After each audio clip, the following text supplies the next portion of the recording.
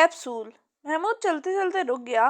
फारूक इससे 2 कदम आगे निकल गया था। आखिर वो भी रुक गया और पलटकर महमूद की तरफ देखा। वो बुद्ध की मानंद खड़ा था। तुम पर किसी ने जादू कर दिया है क्या? इसके मुंह से निकला। जहां मैं खड़ा हूँ तुम भी वहीं आ जाओ, इसके बाद तुम भी मेरी तरह बुद्ध ही बन जाओगे। महमूद ने मुस्कुराकर कहा, लेकिन मुझे बुद्ध बनने का शौक नहीं है। अलबत्ता फरजाना होती तो शायद बनने के शौक में पागल हो जाती। फारूक हंसा। खैर, अगर तुम यहाँ आकर वो चीज नहीं देखना चाहते जो मुझे नजर आ रही है तो ये तुम्हारी मर्जी है। वैसे चीज है बहुत दिलचस्प और हैरत अंगेज, इसने पुरस्कार लहजे में कहा। मैं जानता हूँ हमारी कभी गैर दिलचस्प और हैरत से खाली चीजें नजर नहीं आती, ये तो दूसरों को नजर आती हैं। और रोना भी दरअसल यही है। ये दिलचस्प और हैरत अंगेज चीजें हमें उलझा देती हैं, लेकिन मैं तुम्हें बताए देता हूँ कि आजकल मैं किसी चक्कर में उलझने के लिए तैयार नहीं हूँ। मैं सिर्फ स्कूल का काम करने के मूड में हूँ। ये तुमसे किसने कहा कि ये चीज देखकर तुम स्कूल का काम नहीं कर सकोगे? महमूद ने हैरत ज़दा लहजे में कहा। मुझे चक्कर देने की कोशिश न करो, मैं इन बातों में आने वाला नहीं। फारूक ने मुंह बनाया। तो फिर किन बातों में आने वाले हो? महमूद ने हंसकर कहा। यार, तुम बाज नहीं आओगे। मैं आगे चलता हूँ, वापसी पर तुम्हें ही से साथ ले लूंगा। इसका मतलब है तुम वापसी पर इस चीज को देखोगे? महमूद ने कहा। चीज चीज चीज, क्या तुम चीज का दौरा पड़ गया है? फारूक झुंझला उठा। अच्छा छोड़ो, अगर तुम इस हद तक स्कूल का काम करने में मगन होना चाहते हो तो मैं तुम्हें नहीं उलझाऊंगा, बल्कि खुद भी नहीं उलझूंगा। बहुत खूब, ये की ना तुमने अक्लमंदी की बात। आओ चलें, फारूक ने खुश होकर कहा। महमूद आगे आ गया। दोनों चलने लगे। फारूक कुछ लम्हे तो खामोश रहा, फिर इससे रहा न गया। इसने कहा, तुमने ये नहीं बताया कि वो क्या चीज थी। छोड़ो, अब तुम्हें इससे क्या? महमूद ने कंधे उचकाए। बता देने में क्या हर्ज है? मालूम करके क्या करोगे जब तुम किसी चीज में दिलचस्पी लेने पर तैयार ही नहीं हो? खैर, ना बताओ, मैं खुद ही वापसी पर देख लूंगा, फारूक ने कहा। तो ऐसा क्यों नहीं देख लिया जब मैं बुला रहा था? महमूद झुला उठा।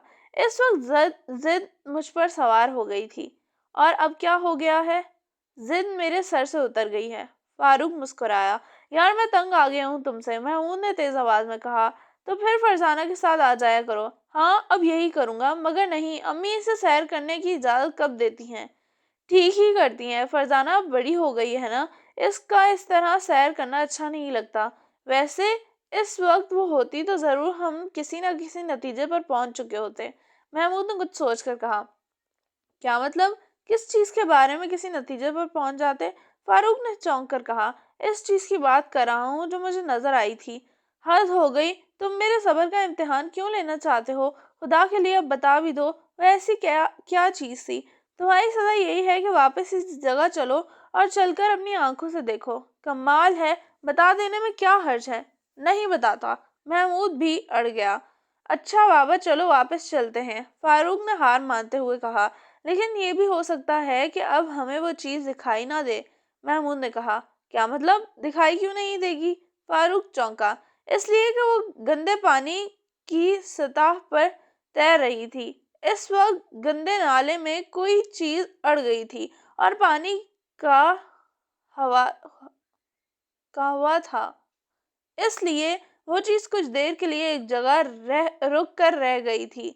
अब अगर उड़ी हुई चीज निकल गई होगी तो वो चीज भी हमें नजर नहीं आ सकेगी। तुम मुझे उलझन में डाल रहे हो। आखिर वो क्या चीज थी जो गंदे पानी की सतह पर तैर रही थी? ये गंदे पानी तो शहर के कूड़ों का होता होगा। तो तो क्या वो किसी गढ़ गढ़ से बहकर आई थी? नहीं, ये पानी शहर के गंदे नाले का नहीं है। एक छोटी सी नाली है। नाली में से सारे शहर का पानी किस तरह गुजर सकता है? ये तो जरूर किसी एक घर का ही होगा। किसी एक घर का? लेकिन ये कैसे हो सकता है? हो क्यों नहीं सकता? वो मकान शहर से अलग थलग होगा। ओह हाँ, ये मुमकिन है। तो फिर जल्दी चलो, वहां चलकर देखते हैं। खुदा जाने वो क्या चीज थी। तुम बता भी तो नहीं रहे हो, इसलिए नहीं बता रहा हूँ कि आइंदा तुम जिद पर नहीं अड़ोगे। महमूद मुस्कुराया। نہیں اڑوں گا، چلو بتاؤ، اب تو وہیں چل کر دیکھو گے۔ اچھا بھائی چلو، فاروق تنگا کر کہا۔ دونوں واپس مڑے اور جس سمت سے آئے تھے اسی طرف چلنے لگے۔ کہیں ہم کسی چکر میں تو پھنسنے والے نہیں، فاروق نے چلتے چلتے کہا۔ ہو سکتا ہے یہی بات ہو، اس وقت تم اس چکر سے صاف بچ سکتے ہو، پھر نہ کہنا کہ میں نے تمہیں پھنسا دیا۔ اب بھی لوٹ چلو اس چیز کو دیکھے بغیر۔ اب تو ہرگز نہیں لوٹوں گا اور اس چیز کو دیکھ کر ہی رہوں گا۔ میں جانتا ہوں تجسس کا مادہ تم میں بھی اتنا ہی ہے جتنا کہ مجمع اور فرزانہ میں ہے، ورنہ تم ہم دونوں سے کم نہیں ہو۔ شکریہ، میں حیران ہوں، یہ تم کیا کہہ رہے ہو؟ تم تو مجھے ہمیشہ نکما اور سست ہی کہتے ہو۔ وہ تو میں تمہیں جوش دلانے کے لیے کہا کرتا ہوں۔ اب میں سمجھا، خیر آئندہ میں تمہاری اس قسم کے الفاظ پر جوش میں نہیں آیا کروں گا، فاروق نے شریر لہجے میں کہا۔ نہ آیا کرنا، مجھے اس سے کیا؟ وہ جگہ آئی نہیں اب تک، فاروق کے سامنے دیکھتے ہوئے کہا۔ بس یہیں کہیں ہے وہ نالی، محمود کے منہ سے نکلا۔ چند قدم چل کر محمود رک گیا۔ نالی ان کی آنکھوں کے سامنے تھی۔ یہ 6 انچ چوڑی اور تقریباً 1 فٹ گہری نالی تھی، پختہ تھی اور تہ تک دیکھنا ممکن تھا کیونکہ پانی میلا نہیں تھا۔ اس گندے پانی کی نالی میں صاف پانی ہونے کا مطلب یہی تھا کہ یہ کسی ایک گھر کا پانی ہے اور اس نالی میں کسی دوسرے کا پانی نہیں گرتا، ورنہ پانی اتنا صاف نہ ہوتا اور نالی کی تہ تک نہ دیکھا جا سکتا۔ ایک جگہ پانی رکا ہوا تھا، اس جگہ کچھ گندگی بھی تھی اور اس گندگی سے اوپر وہ چیز تیر رہی تھی جو محمود کو نظر آئی۔ محمود کے اشارے کرنے پر جب فاروق نے اسے دیکھا تو وہ حیران رہ گیا۔ یہ 15-20 کے قریب کیپسول تھے، کیپسول جیسے دوائی کے ہوتے ہیں جو ڈاکٹر ہمیں کسی بیماری کے موقع پر کھانے کے لیے دے دیتے ہیں۔ انسپکٹر جمشید کی آج ان کے ایک دوست کے ہاں دعوت تھی۔ ایک شام کی چائے پر ان کے دوست نے ایک خاص آدمی کو دعوت دے رکھی تھی، اس لیے اور دوستوں کو بھی بلایا گیا تھا۔ ان اور دوستوں میں انسپکٹر جمشید بھی شامل تھے۔ وہ عام طور پر ایسی دعوتوں میں جانے سے گھبراتے تھے، لیکن ان دنوں چونکہ وہ تقریباً فارغ تھے اس لیے انہوں نے دعوت قبول کر لی تھی۔ اس وقت وہ اپنے دوست کے گھر میں ہی تھے۔ ان کے دوست کا نام مرزا شہباز بیگ تھا۔ یہ ایک سرکاری آفیسر تھا اور انسپکٹر جمشید سے ان کے تعلقات بہت پرانے تھے۔ ایک مرتبہ انسپکٹر جمشید نے ان کی ایک دشمن کے ہاتھوں جان بچائی تھی۔ اس وقت تو ان کے تعلقات اور بھی گہرے ہو گئے تھے۔ ابھی تک کسی کو یہ معلوم نہیں تھا کہ مہمان خصوصی کون ہے۔ مرزا شہباز بیگ نے اس کا نام نہیں بتایا تھا۔ ان کے دوستوں نے پوچھا بھی، مگر انہوں نے مسکرا کر صرف اتنا ہی کہا کہ وہ آئیں گے تو خود ہی دیکھ لیجیے گا۔ سب الجھن کا شکار ہو گئے، نہ جانے مہمان کون ہے۔ پھر مہمان تشریف لے آئے۔ اس وقت سب نے دیکھا مہمان خصوصی ملک کے مشہور و معروف ریاضی دان پروفیسر بخاری تھے۔ پروفیسر بخاری بہت مشہور آدمی تھے، ریاضی کے بہت ماہر تھے۔ ان کی قابلیت کا لوہا بڑے بڑوں نے مانا تھا۔ سب لوگ سوچ بھی نہیں سکتے تھے کہ مرزا شہباز نے پروفیسر بخاری کو دعوت دے رکھی ہے۔ انسپکٹر جمشید نے بھی حیران ہوئے بغیر نہ رہ سکے، کیونکہ انہوں نے پروفیسر بخاری کے بارے میں بہت کچھ سن رکھا تھا، جن میں سے ایک یہ بھی تھی کہ وہ بہت مصروف آدمی ہیں اور کسی کی دعوت میں شرکت نہیں کرتے، لیکن آج وہ یہاں ان کے سامنے موجود تھے اور اس لیے انسپکٹر جمشید حیرت زدہ تھے۔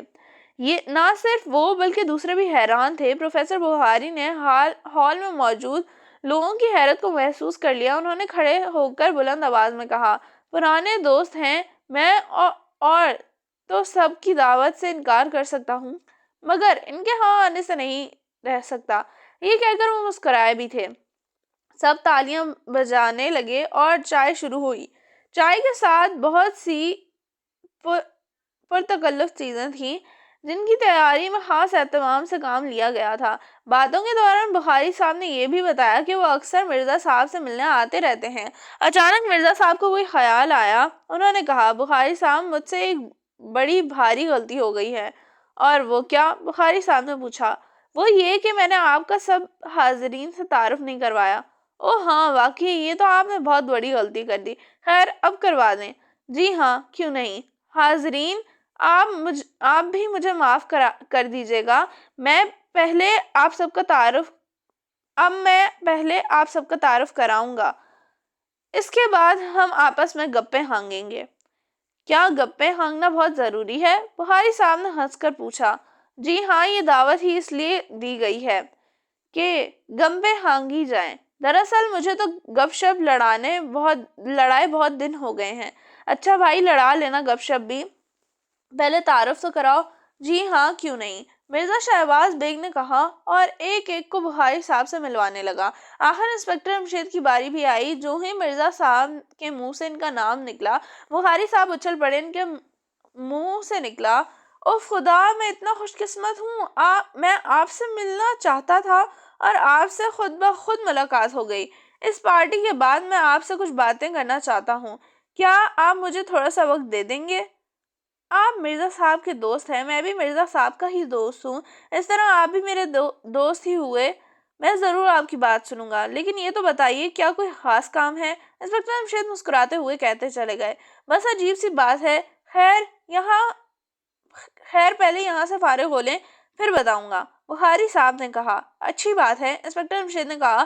تقریباً آدھ گھنٹے بعد تمام مہمان رخصت ہو گئے۔ اب وہاں مرزا شہباز بیگ، بخاری صاحب اور انسپکٹر جمشید کے سوا کوئی نہیں رہ گیا تھا۔ ہاں، اب فرمائیے، آپ کو کیا الجھن درپیش ہے؟ انہوں نے پوچھا۔ میں عجیب الجھن میں مبتلا ہوں، سوچ رہا ہوں بات کہاں سے شروع کروں۔ آپ کہیں سے بھی شروع کر دیں، میں غور سے سن رہا ہوں، جو آپ کہنا چاہتے ہیں بخوبی سمجھ جاؤں گا۔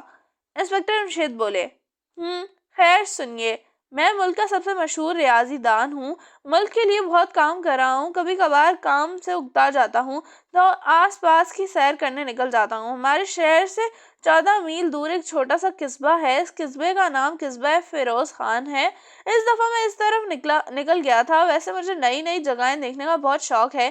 قصبے کی سیر کرتے کرتے میں دور نکل گیا، ایک جگہ مجھے ایک بہت پرانا کھنڈر دکھائی دیا۔ میرے قدم سوچے سمجھے بغیر کھنڈر کی طرف اٹھ گئے۔ یہ ایک چھوٹے سے مکان کا کھنڈر تھا جو کچا پکا تھا، کمروں کی دیوار گر چکی تھی، بس ایک دیوار ادھر ادھر کھڑی تھی، ایک ستون بھی ابھی تک کھڑا تھا، ورنہ ملبے کے ڈھیر کے سوا کچھ نہ تھا۔ اچانک میری نظر ایک دیوار پر پڑی۔ دیوار پختہ تھی، لیکن پلستر جگہ جگہ سے اکھڑ گیا تھا۔ میں اس وقت حیرت زدہ رہ گیا جب میں نے دیکھا دیوار پر کچھ لکھا ہوا تھا، اور یہ تحریر تو ایسے معلوم ہوتی تھی جیسے خون سے لکھی ہوئی تھی، خون جو سیاہ رنگت اختیار کر چکا تھا۔ کیا؟ شہباز خان اور انسپکٹر جمشید کے منہ سے ایک ساتھ نکلا۔ وہ دھک سے رہ گئے۔ خون کی تحریر، یہ تو کیپسول ہے، فاروق کے منہ سے نکلا۔ تو میں کب کہہ رہا ہوں کہ یہ کیپسول کی گولیاں ہیں؟ محمود بولا۔ حیرت ہے، تم اتنی دیر تک چند کیپسولوں کا ذکر اس قدر سنسنی خیز انداز میں کرتے رہے ہو، آخر تمہیں اس میں ایسی کون سی حیرت انگیز بات نظر آئی؟ فاروق نے منہ بنا کر کہا، یار عقل استعمال کرو، اس کام کی ماہر فرزانہ ہے، میں نہیں۔ فاروق مسکرایا۔ سنو، زیادہ بیوقوف بننے کی کوشش نہ کرو، میں جانتا ہوں تم بھی فرزانہ سے کم نہیں ہو، یہ اور بات ہے کہ جان بوجھ کر احمق بننے کی کوشش کرتے رہتے ہو۔ محمود کا لہجہ اکتایا ہوا تھا۔ عقل مند بننے کی کوشش کرتے رہنے سے تو یہی اچھا ہے، اس طرح لوگ یہ تو نہیں کہتے کہ شوخی بگا رہا ہے۔ فاروق نے جواب دیا، اگر تم ان کیپسولوں کے بارے میں سنجیدگی سے بات کرنے پر تیار نہیں ہو تو آگے چلتے جاؤ، میں تنہا ان پر غور کروں گا۔ ان کیپسولوں پر؟ فاروق کے لہجے میں بلا کی حیرت تھی۔ ہاں، جو بات میرے ذہن میں آئی ہے، جب وہ تمہارے ذہن میں آئے گی تو تم بھی دم بخت رہ جاؤ گے۔ نہ بابا، فی الحال دم بخت رہ جانے کا کوئی ارادہ نہیں ہے، تمہیں شوق ہے تو ہوتے رہو دم بخت۔ فاروق چہکا، کاش تم نے صرف یہ سوچنے کی تکلیف کی ہوتی کہ یہ 15-20 کیپسول آخر اس گندے پانی کی نالی میں کہاں سے آ گئے۔ الو کہیں کے، اس نالی میں صرف فلش کا پانی آ رہا ہے، گھریلو استعمال کا نہیں۔ اوہ، فاروق پہلی مرتبہ چونکا۔ تو تمہارا مطلب ہے کہ یہ کیپسول کسی فلش کے ذریعے اس نالی تک پہنچائے گئے ہیں؟ ہاں، محمود نے تیز ہو کر کہا۔ تو پھر اس سے کیا ہوتا ہے؟ ہو سکتا ہے کیپسول کسی ڈاکٹر نے اپنے مریض کو کھانے کے لیے دیے ہوں، مریض کیپسولوں سے گھبراتا ہو اور اس گھر کے باقی افراد کے ڈر سے انہیں فلش میں ڈال کر بہا دیا ہو۔ ہونے کو تو ہو بھی سکتا ہے کہ میں تمہیں اس نالی میں الٹ دوں۔ محمود نے جھلا کر کہا۔ کیا کہا؟ تم اور مجھے اس نالی میں گرا دو گے؟ ناممکن۔ اس خوش فہمی میں نہ رہنا، میں تم سے ذرا بھی کمزور نہیں ہوں، بے شک اسی وقت مقابلہ کر کے دیکھ لو۔ میرے پاس فضول باتوں کے لیے وقت نہیں ہے۔ محمود نے منہ بنایا۔ ہاں، تمہارے پاس تو ان کیپسولوں پر غور کرنے کے لیے وقت ہے۔ فاروق نے بھی ترکی بہ ترکی جواب دیا۔ افسوس تو یہی ہے کہ تم اس وقت غور کرنے کے موڈ میں نہیں ہو، اور تم پر تو جیسے غور کرنے کا دورہ پڑ گیا ہو۔ خیر، میں بتاتا ہوں۔ جہاں تک میرا خیال ہے یہ کیپسول دوا کے نہیں ہیں۔ محمود بولا۔ تو پھر زہر کے ہوں گے؟ زہریلے کیپسول۔ واہ، یہ تو کسی جاسوسی ناول کا سنسنی خیز نام بن سکتا ہے۔ کہیں آج کل تم کوئی ناول لکھنے کے بارے میں تو نہیں سوچ رہے ہو؟ فاروق کے انداز میں شوخی تھی۔ وہ تو بیوقوف اور پاگل آدمی لکھا کرتے ہیں، میں تو کام کرنے کا عادی ہوں۔ محمود نے منہ بنایا۔ یعنی تمہارے خیال میں ناول لکھنا کوئی کام ہی نہ ہو؟ فاروق نے حیران ہو کر کہا۔ بیکاروں کا کام ہے، جن کے پاس کام کرنے کو کوئی نہیں ہوتا وہ ایسے کام ہی کرتے ہیں۔ اوہ، اب میں سمجھا، یہ تمام لکھنے والے تو دراصل بیکار لوگ ہوتے ہیں۔ چھوڑو، کہاں الجھ گئے، بات ہو رہی تھی، محمود نے کہا۔ مگر فاروق کب رہنے والا تھا، فوراً اس کی ٹانگ لی۔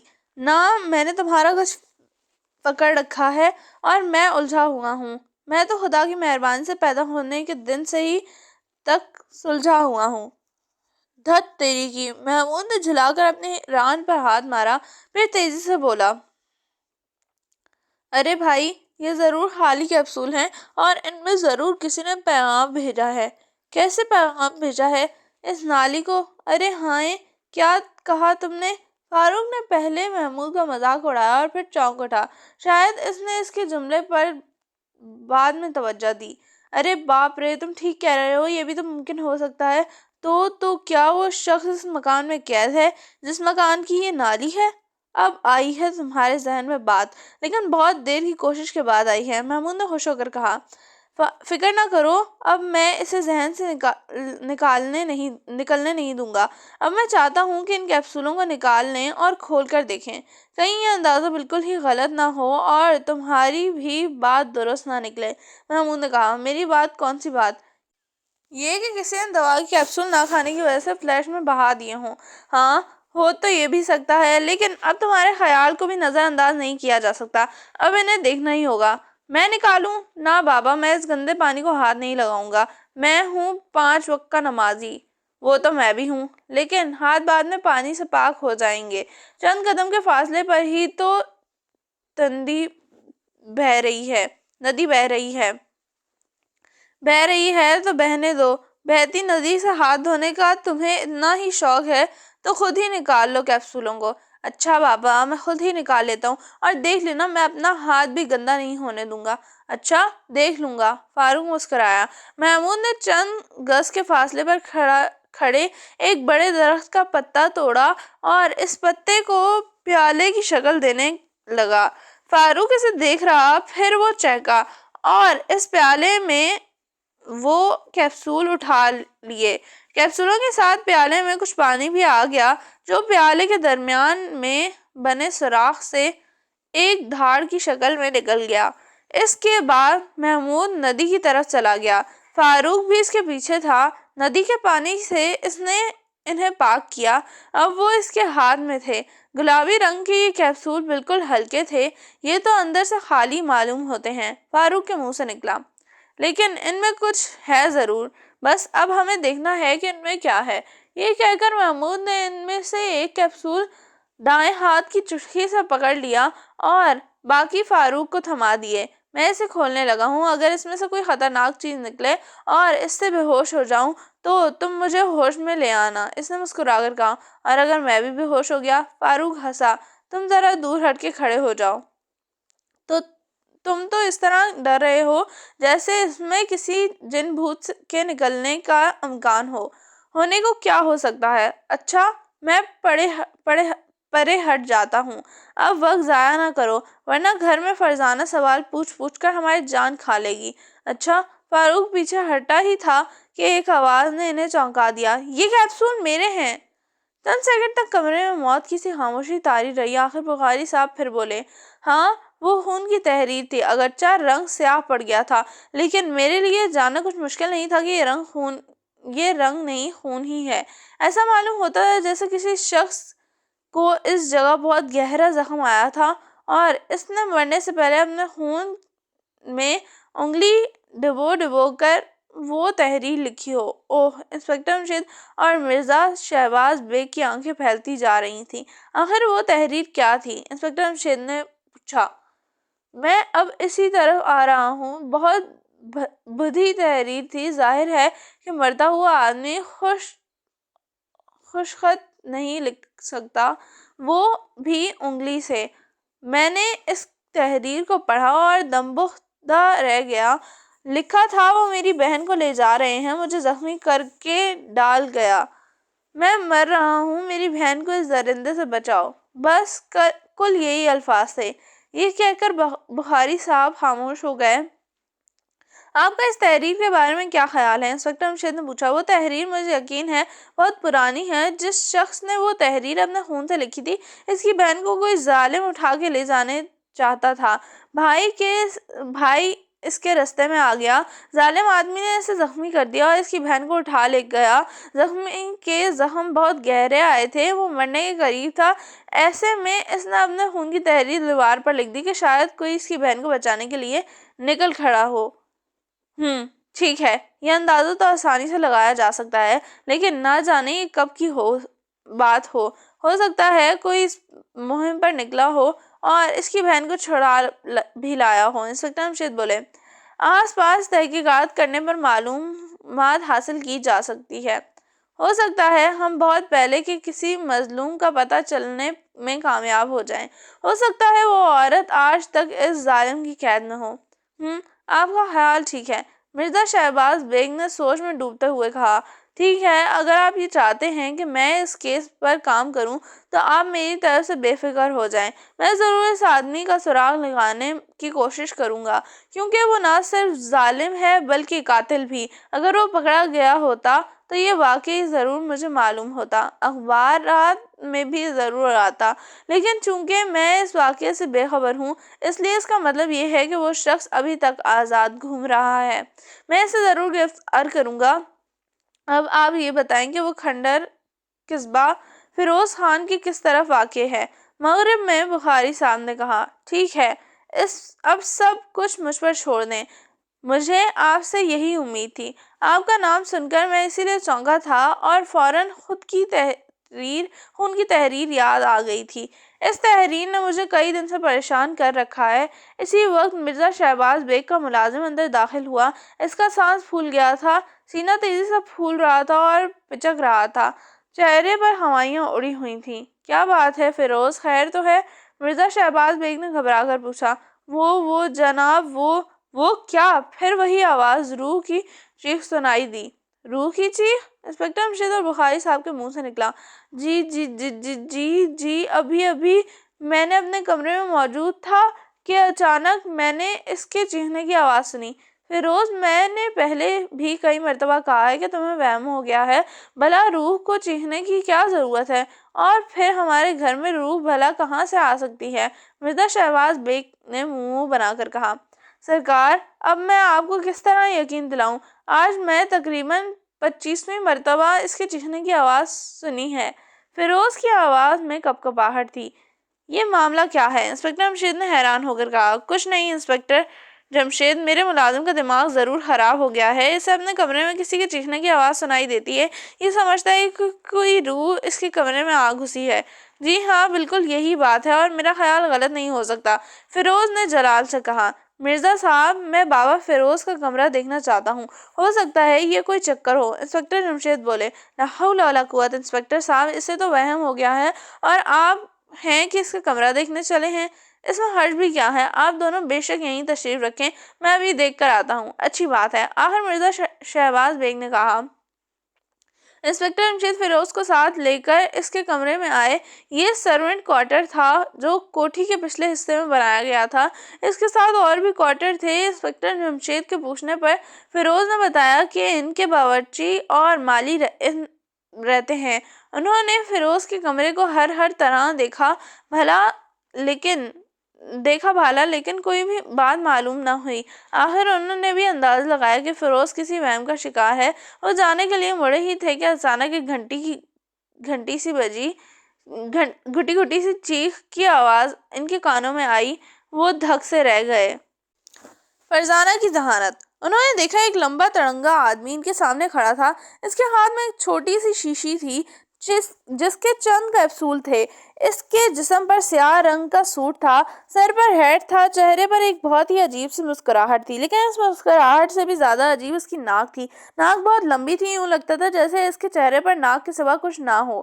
یہ مجھ سے اس نالی میں گر گئے تھے۔ میں بیمار ہوں، 3 کیپسول روز کھانے پڑتے ہیں۔ آج میں ابھی کچھ دیر پہلے اس طرف سے گزر رہا تھا۔ میں نے ڈھکنا کھول کر ایک کیپسول نکال کر کھا لیا اور آگے بڑھ گیا، لیکن آگے جا کر جب میں نے شیشی کو دیکھا تو کیپسول غائب تھے، صرف چند اس میں رہ گئے تھے۔ میں تمام راستہ کیپسول دیکھتا آیا اور نہ جانے کس جگہ گرے ہیں۔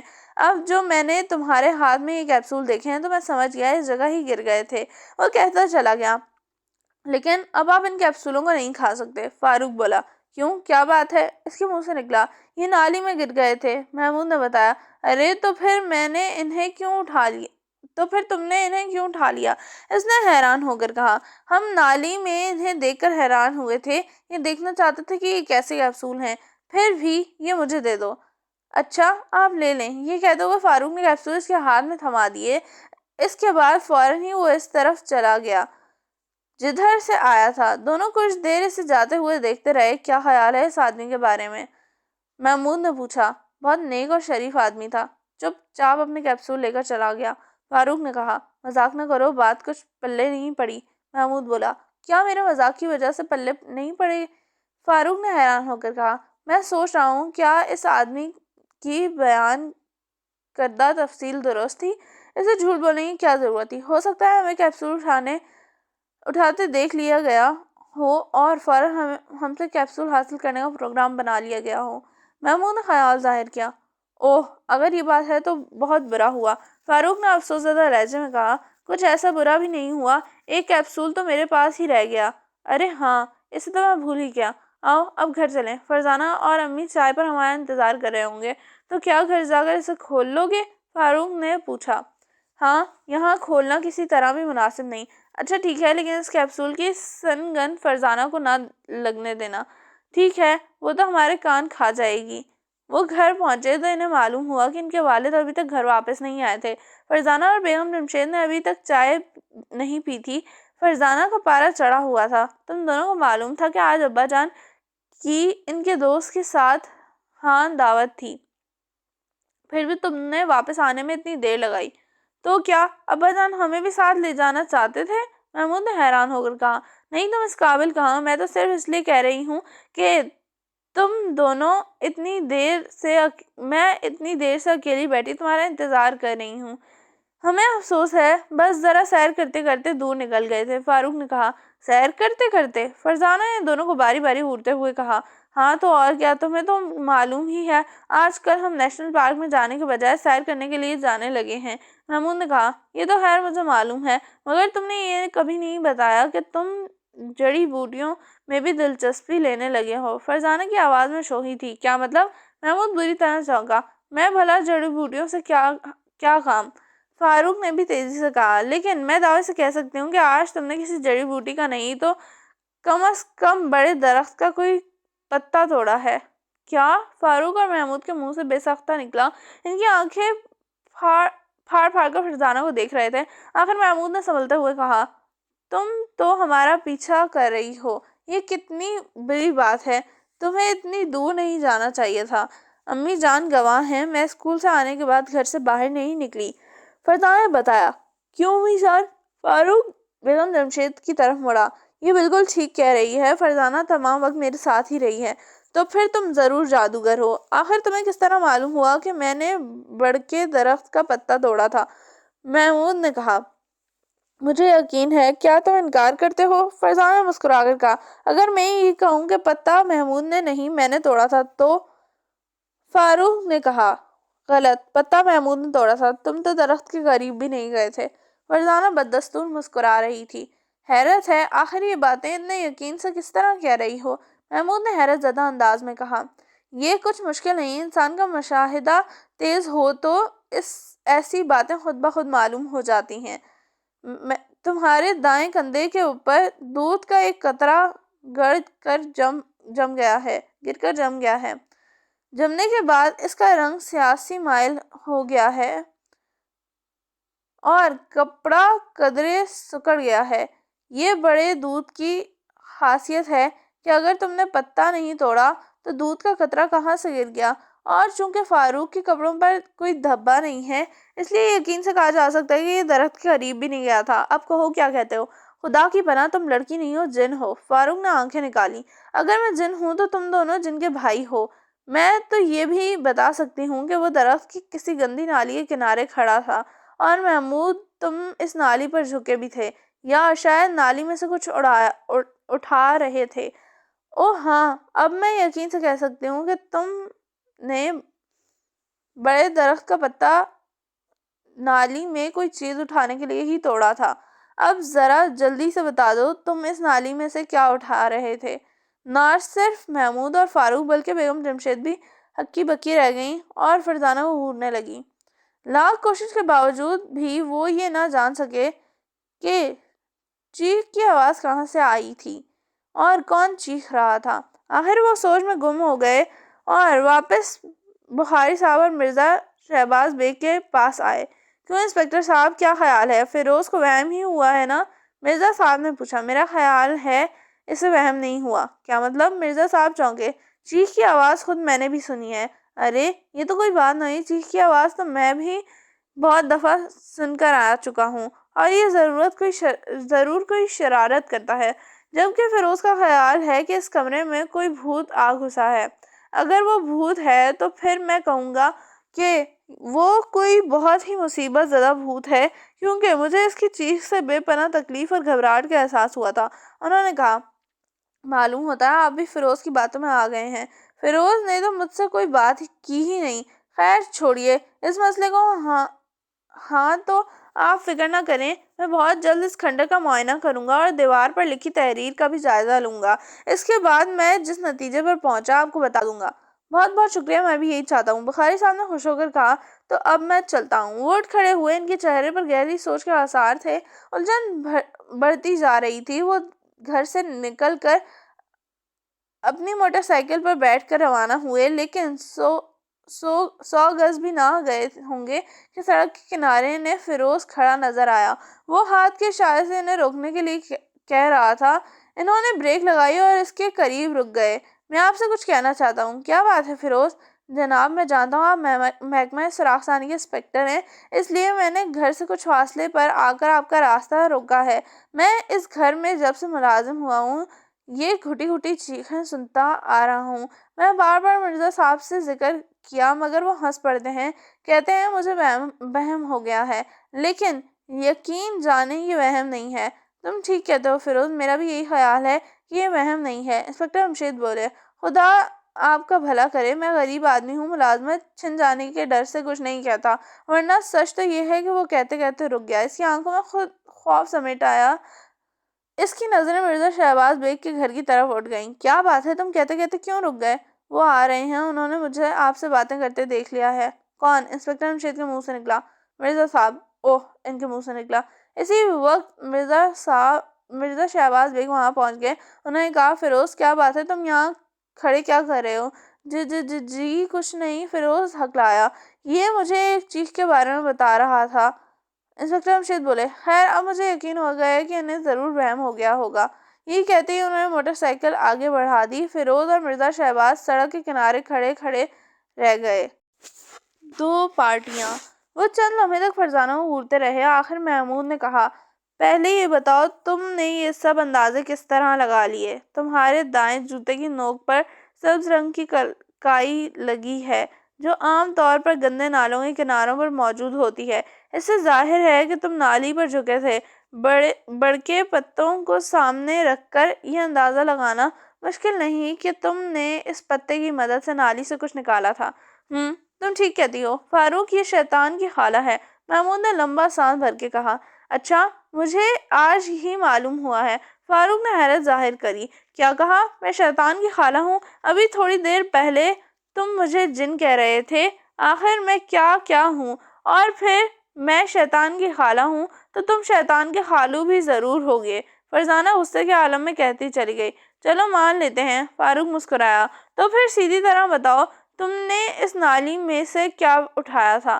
کیپسول، محمود تڑ سے بولا، کیونکہ اب چھپانا مشکل تھا۔ کیپسول؟ کیا مطلب؟ فرزانہ چونکی۔ تم کیپسول کا مطلب بھی نہیں سمجھتی؟ فاروق نے جھلا کر کہا۔ کیپسول کا مطلب تو اچھی طرح جانتی ہوں، سوال یہ ہے کہ ایک گندی نالی میں سے کیپسول اٹھانے کی ضرورت کیا پیش آ گئی؟ اس میں وہ 15-20 کیپسول تھے جو وہاں بلا وجہ نہیں ہو سکتے تھے، اس لیے ہم نے سوچا دیکھنا چاہیے یہ یہاں کیوں تیر رہے ہیں۔ تو پھر کیا تم نے دیکھ لیا؟ فرزانہ نے پوچھا۔ نہیں، ابھی ہم نے کیپسول نکال کر گندے ندی کے پانی سے پاک کیے ہی تھے کہ ایک لمبا تڑنگا جوان آ دھمکا اور کہنے لگا یہ کیپسول اس کے ہیں، اس سے نالی میں گر گئے تھے اور تم نے اسے دے دیے۔ فرزانہ پھاڑ کھانے والے انداز میں بولی۔ تو اور کیا کرتے؟ محمود بولا۔ بے وقوف ہو تم۔ اچھا، کیا یہ بالکل نئی اطلاع ہے؟ فاروق چہکا۔ تمہیں کم از کم ان میں سے ایک آدھا کیپسول اس کی نظروں سے بچا کر رکھ لینا چاہیے تھا، فرزانہ نے کہا۔ اب ہمارے پاس تم جتنا تیز تو دماغ ہے نہیں، نہ ہم اتنی تیزی سے ترکیبیں سوچ سکتے ہیں۔ تم ہمارے ساتھ بھی نہیں تھی، پھر بھلا ہم ایک کیپسول کیسے رکھ لیتے؟ لا حول ولا قوت، فرزانہ نے برا سا منہ بنا کر کہا۔ میں نے فاروق کی طرف، فاروق نے محمود کی طرف دیکھا۔ بات چہکی رہ گئی۔ انہوں نے جلدی سے چائے پی اور اپنے کمرے میں آ گئے، کمرے کا دروازہ اندر سے بند کیا اور کرسیوں پر بیٹھ گئے۔ اب نکالو کیپسول، خدا کا شکر ہے اس شیطان کی خالہ سے معاملہ چھپا رہا، ہاں ورنہ تو ہمارے کان کاٹ گئی تھی، محمود نے کہا اور جیب سے کیپسول نکال کر اسے کھولنے لگا۔ دوسرے ہی لمحے وہ حیرت کے مارے اچھل پڑے۔ کیپسول میں ایک بہت ہی باریک کاغذ ٹھسا ہوا تھا۔ محمود نے کاغذ نکال لیا اور اسے سیدھا کرنے لگا۔ اب دونوں پر جوش کی کیفیت طاری ہو گئی۔ کاغذ سیدھا ہوتے ہی وہ چونک اٹھے۔ اس پر چند جملے لکھے تھے، ابھی انہوں نے پڑھنا شروع ہی کیا تھا کہ باہر سے آواز آئی، کیا اکیلے پڑھو گے؟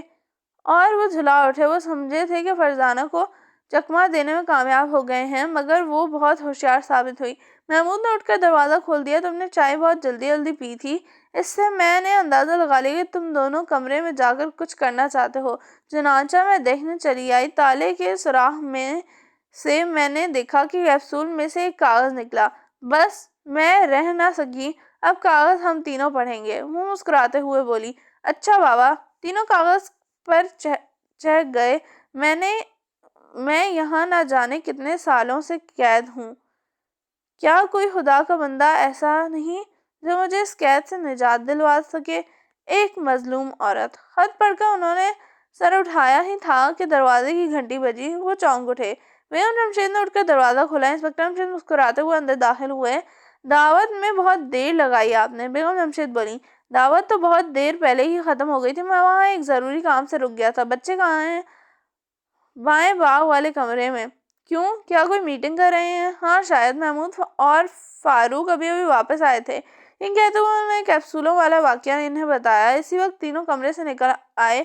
السلام علیکم۔ وعلیکم السلام۔ کہاں ہے وہ کیپسول؟ آپ کو کیسے معلوم ہوا ہم ایک کیپسول بچا رہے ہیں؟ تم اتنے بیوقوف نہیں ہو، تم نے فرزانہ کو چکر دینے کے لیے ایسا کیا ہوگا۔ بالکل ٹھیک ابا جان، مگر میں ان کے چکر میں آنے والی نہیں، فرزانہ نے ہنس کر کہا۔ لیجیے ابا جان، اس کیپسول میں یہ کاغذ نکلا ہے۔ انہوں نے کاغذ لے کر پڑھا اور سوچ میں ڈوب کر رہ گئے۔ کیا سوچ رہے ہیں ابا؟ میں سوچ رہا ہوں کہ ایک ہی دن میں اتنی عجیب باتیں سامنے آئی ہیں۔ کیا مطلب؟ کیا آپ کے ساتھ بھی کوئی واقعہ پیش آیا ہے؟ محمود چونک کر کہا۔ نہیں، واقعہ تو کوئی پیش نہیں آیا، البتہ اس کیس میں میرے علم میں آیا ہے، تمہیں بھی بتاتا ہوں۔ آؤ بیٹھو، باتیں کریں گے۔ وہ ذہن میں ہی بیٹھ گئے۔ بیگم جمشید رات کے کھانے کی تیاری کے سلسلے میں باورچی خانے میں چلی گئیں۔ اب انسپکٹر جمشید نے انہیں وہ تمام باتیں جو بخاری صاحب نے بتائی تھیں، مرزا شہباز بیگ کے مکان میں جو گھٹی گھٹی چیخ سنی تھی، اس کے بارے میں بتایا۔ وہ سوچ میں گم ہو گیا۔ آخر فاروق نے کہا، اس کا مطلب یہ ہوا ہمیں بیک وقت 2 معاملوں پر غور کرنا ہے۔ بالکل ٹھیک، تو کیوں نہ ہم 2 پارٹیاں بنا لیں، ایک کیس میں ایک پارٹی کام کرے گی اور دوسرے کیس میں دوسری پارٹی۔ فرزانہ نے نئی تجویز پیش کی۔ کیا مطلب؟ انسپکٹر جمشید چونکے۔ فرزانہ مسکرائی اور بولی، کیپسول محمود اور فاروق کو ملا ہے، لہٰذا اس معاملے کو ان دونوں کے سپرد کر دیں، یہ خود ہی سراغ لگائیں گے کہ وہ قیدی کون ہے اور کہاں قید ہے۔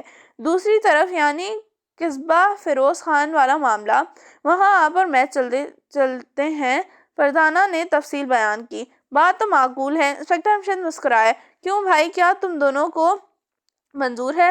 تو ابا جان، ہم باری باری کیوں نہ دونوں کیسوں پر کام کر لیں، یعنی چاروں پہلے ایک کیس پر اور پھر دوسرے پر، اس طرح ایک کیس لیٹ ہو جائے گا۔ انسپکٹر جمشید بولے، چلیں یوں ہی صحیح، ہم دونوں صبح اس نالی کے ذریعے اس عمارت تک پہنچنے کی کوشش کریں گے جس میں سے یہ کیپسول بہائے گئے ہیں۔ لیکن وہ لمبا تڑنگا آدمی کون تھا؟ فرزانہ نے سوال کیا۔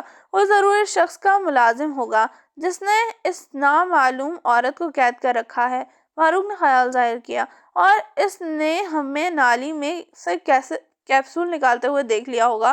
فوراً ہی وہ اس معاملے کو بھانپ گیا ہوگا اور وہاں آ گیا ہوگا، تاہم ہم اصل معاملے کی تہہ تک نہ پہنچ سکے۔ اب یہ اور بات ہے کہ ہم تہہ تک پہنچ گئے ہیں۔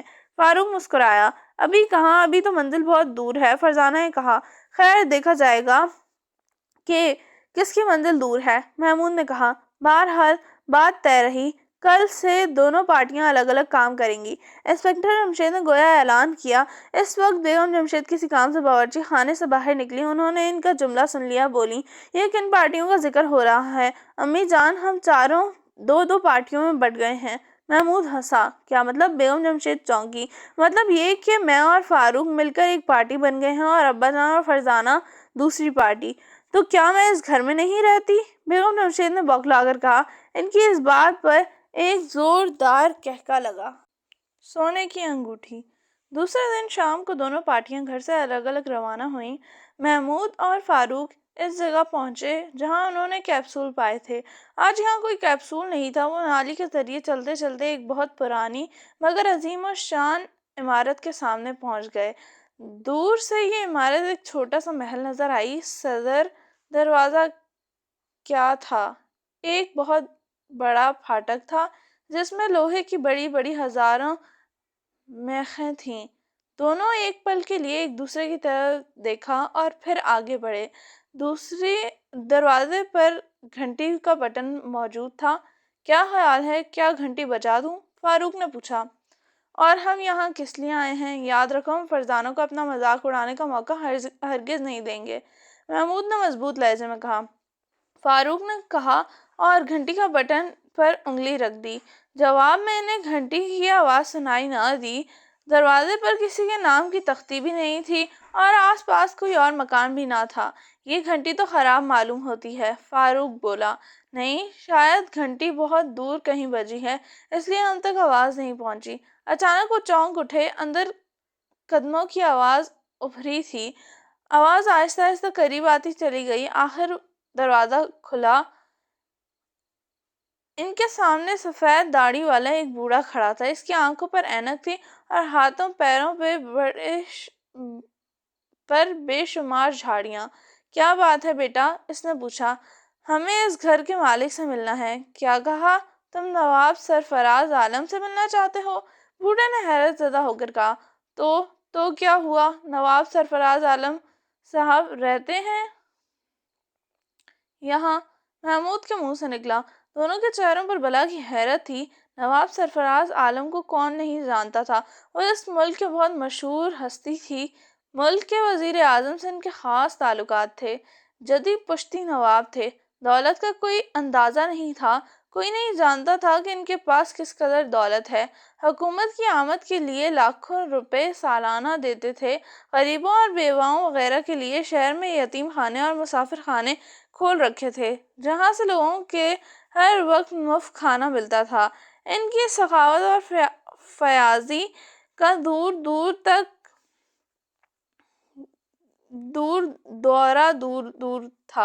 تھا۔ ان کی رحم دلی کی بے شمار کہانیاں مشہور تھیں، اور آج محمود اور فاروق ایک اتفاق کی وجہ سے ان کی حویلی تک پہنچ گئے تھے۔ وہ چونک اٹھے۔ بوڑھا کہہ رہا تھا، ہاں یہ ان کا دولت گدا ہے، وہ وقت دیے بغیر کسی سے نہیں ملتے، مگر تم تو بتاؤ ان سے کیوں ملنا چاہتے ہو؟ ہم انہی کو بتا سکتے ہیں۔ خیر، میں ان کے سیکرٹری سے آپ کو ملوا دیتا ہوں، وہ آپ کو ملاقات کا وقت لے دیں گے۔ اچھی بات ہے۔ وہ بوڑھے کے ساتھ اندر داخل ہوئے۔ دروازے سے گزر کر وہ ایک پختہ چھوٹی سڑک پر چلتے ہوئے حویلی کے اندرون حصے میں داخل ہوئے۔ بوڑھا انہیں ایک کمرے میں لے کر داخل ہوا۔ آپ دونوں یہیں بیٹھیں، میں سیکرٹری صاحب کو اطلاع کرتا ہوں۔ جی اچھا، محمود نے کہا۔ بوڑھا چلا گیا۔ دونوں ایک ڈرائنگ روم پر ایک نظر ڈالی۔ ہر چیز شاندار انداز کی تھی۔ صوفے اتنے آرام دہ تھے کہ آدمی ان پر دھنستا چلا جائے۔ دیواروں پر سنہری فریم کی بڑی بڑی تصاویر لگی تھیں۔ یہ تصاویر شاید نواب صاحب کے باپ دادا کی تھیں۔ میزیں اور کرسیاں آبوس کی لکڑیوں کی تھیں اور ان پر ہاتھی دانت کا کام کیا گیا تھا۔ وہ چونک اٹھے۔ قدموں کی آواز ڈرائنگ روم کی طرف آ رہی تھی۔ دونوں سیدھے ہو کر بیٹھ گئے۔ دوسرے ہی لمحے ایک لمبا تڑنگا نوجوان اندر داخل ہوا۔ پھر نہ صرف محمود فاروق بلکہ وہ لمبا تڑنگا نوجوان بھی بری طرح چونکا۔ یہ وہی نوجوان تھا جو کل ان سے کیپسول لے گیا تھا قصبہ فیروز خان میں۔ انہیں وہ کھنڈر تلاش کرنے میں کوئی دشواری پیش نہ آئی۔ قصبے کے لوگوں میں اس کھنڈر کے بارے میں بہت سی باتیں مشہور تھیں، اس لیے معلوم کرنے پر انہیں فوراً ہی کھنڈر کا راستہ بتا دیا گیا۔ وہ کھنڈر میں داخل ہوئے۔ اس کی ایک ایک دیوار دروازے کو غور سے دیکھتے ہوئے آگے بڑھے۔ اچانک وہ رک گئے۔ وہ دیواریں ان کے سامنے تھیں جس پر خون کی تحریر لکھی ہوئی تھی۔ اوہ خدا، یہ تو واقعی خون کی تحریر ہے۔ میں تو سمجھا تھا کہ بخاری صاحب کو ضرور کوئی دھوکہ ہوا ہے۔ انسپکٹر جمشید کے منہ سے نکلا۔ تو کیا سالوں پہلے اس جگہ واقعی ظلم ڈھایا گیا تھا؟ فرزانہ کے منہ سے نکلا۔ ایسا ہی معلوم ہوتا ہے۔ دیوار آدھی گر چکی تھی، دوسری دیواریں بھی جگہ جگہ سے گری پڑی تھیں۔ ملبے کے ڈھیر لگے تھے جن پہ چونٹیاں رینگ رہی تھیں۔ انسپکٹر جمشید نے جیب سے ایک چاقو نکالا اور اس کی مدد سے دیوار سے برسوں پرانے جمے ہوئے خون کے چند ذرے گھر چنے میں کامیاب ہو گئے۔ یہ ذرے انہوں نے ایک کاغذ میں محفوظ کر لیے۔ اب ہم قصبے کے لوگوں سے معلومات حاصل کریں گے، شاید کوئی کام کی بات معلوم ہو جائے۔ انسپکٹر جمشید بولے اور کھنڈر سے نکلنے کے لیے مڑے۔ اچانک وہ چونک اٹھے۔ ان کے چہرے پر حیرت کے صاف آثار دکھائی دے رہے تھے۔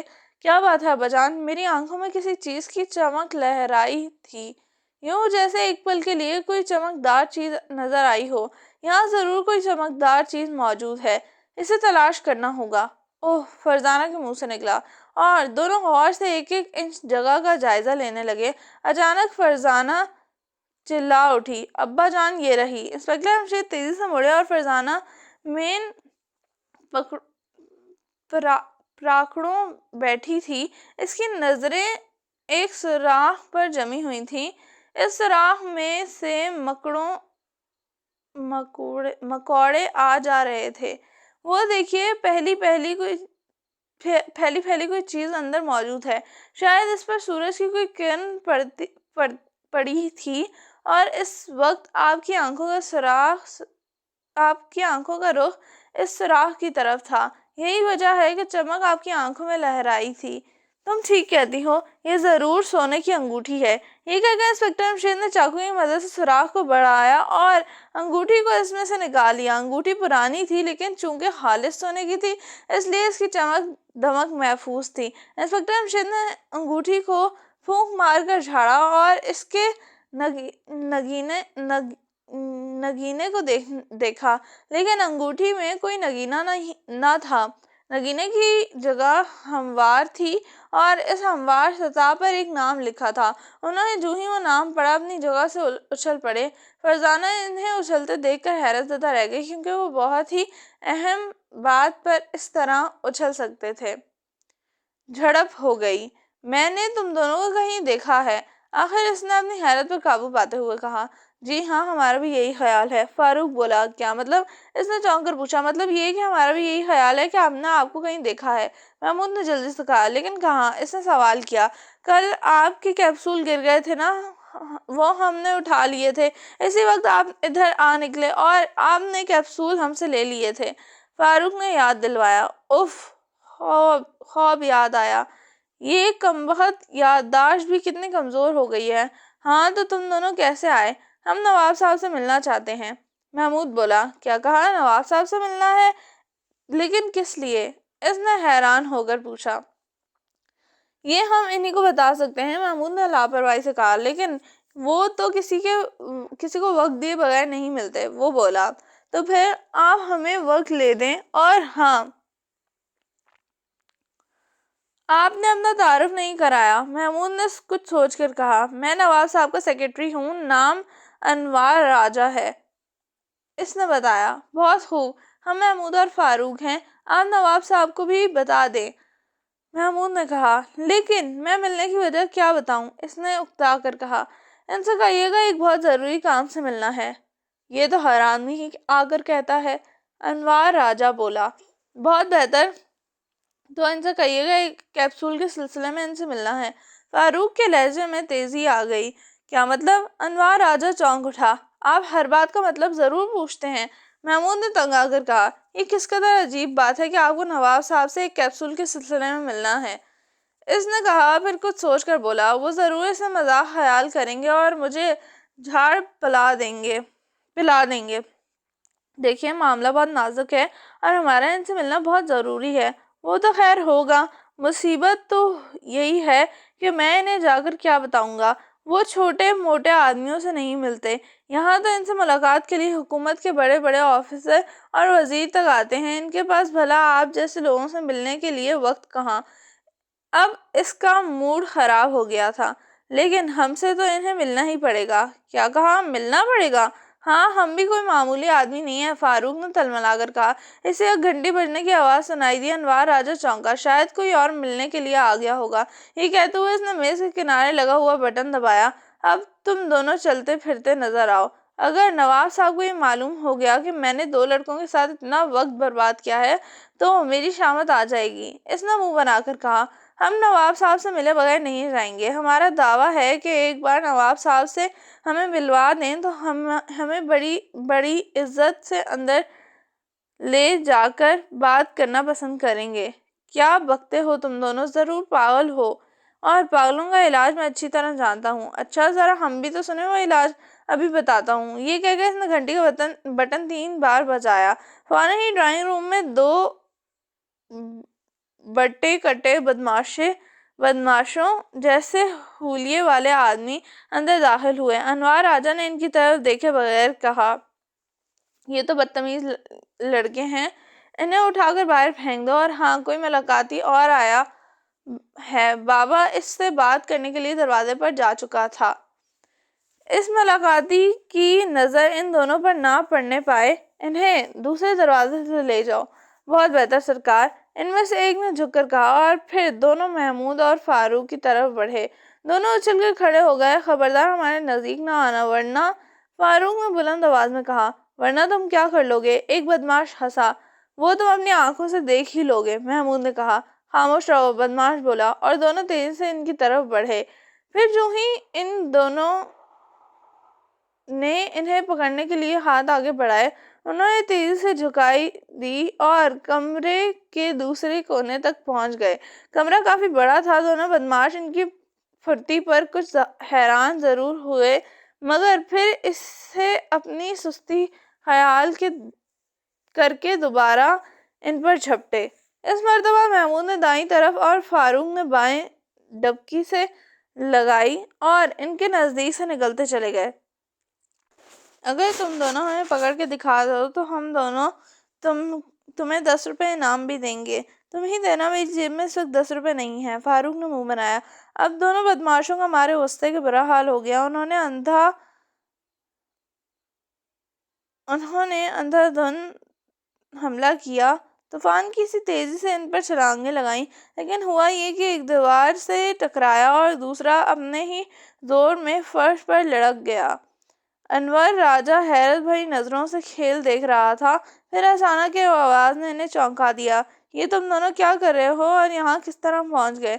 وہ بوکھلا کر مڑے اور حیرت زدہ رہ گئے۔ چند لمحے تک سکتے کا عالم طاری رہا، یوں جیسا سب بتوں میں تبدیل ہو گئے ہوں۔ انور راجہ اور دونوں بدماش بھی چونکے تھے۔ محمود فاروق نے دیکھا انسپکٹر جمشید فرزانہ کے ساتھ حیرت زدہ انداز میں آنکھیں پھاڑ پھاڑ کر انہیں دیکھ رہے تھے۔ ان پر بھی حیرت کا پہاڑ ٹوٹ پڑا تھا۔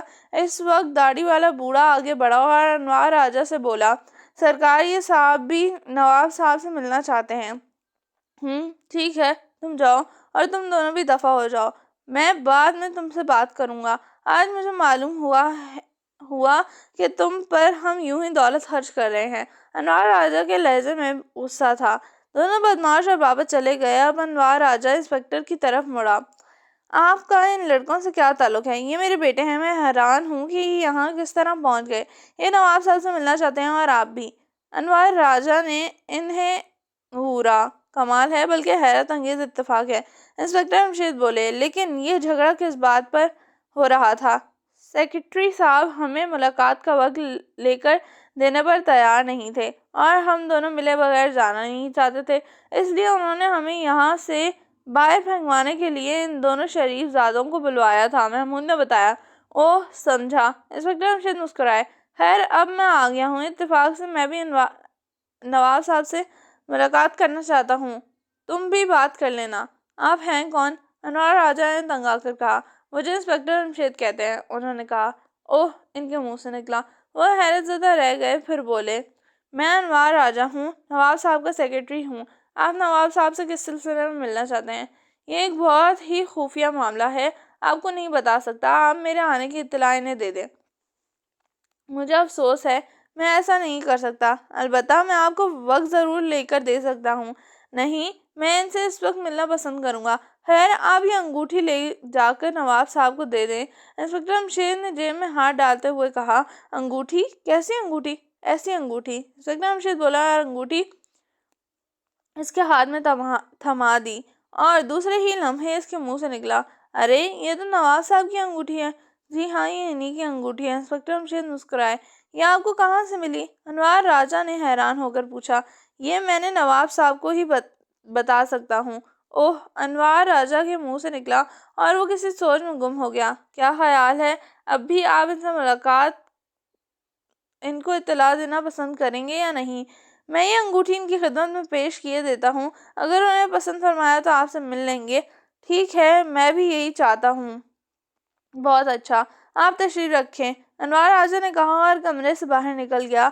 15 منٹ تک وہ انتظار کرتے رہے، آخر وہ دوبارہ واپس آیا اور بولا، چلیے، نواب صاحب آپ سے ملنے کے لیے تیار ہیں۔ شکریہ۔ انسپکٹر جمشید کے منہ سے نکلا اور وہ اٹھ کھڑے ہوئے۔ ان کے ساتھ ہی محمود فاروق اور فرزانہ بھی اٹھے اور انور راجہ نے انہیں اٹھتے دیکھ کر کہا، کیا یہ بچے بھی آپ کے ساتھ جائیں گے؟ بالکل۔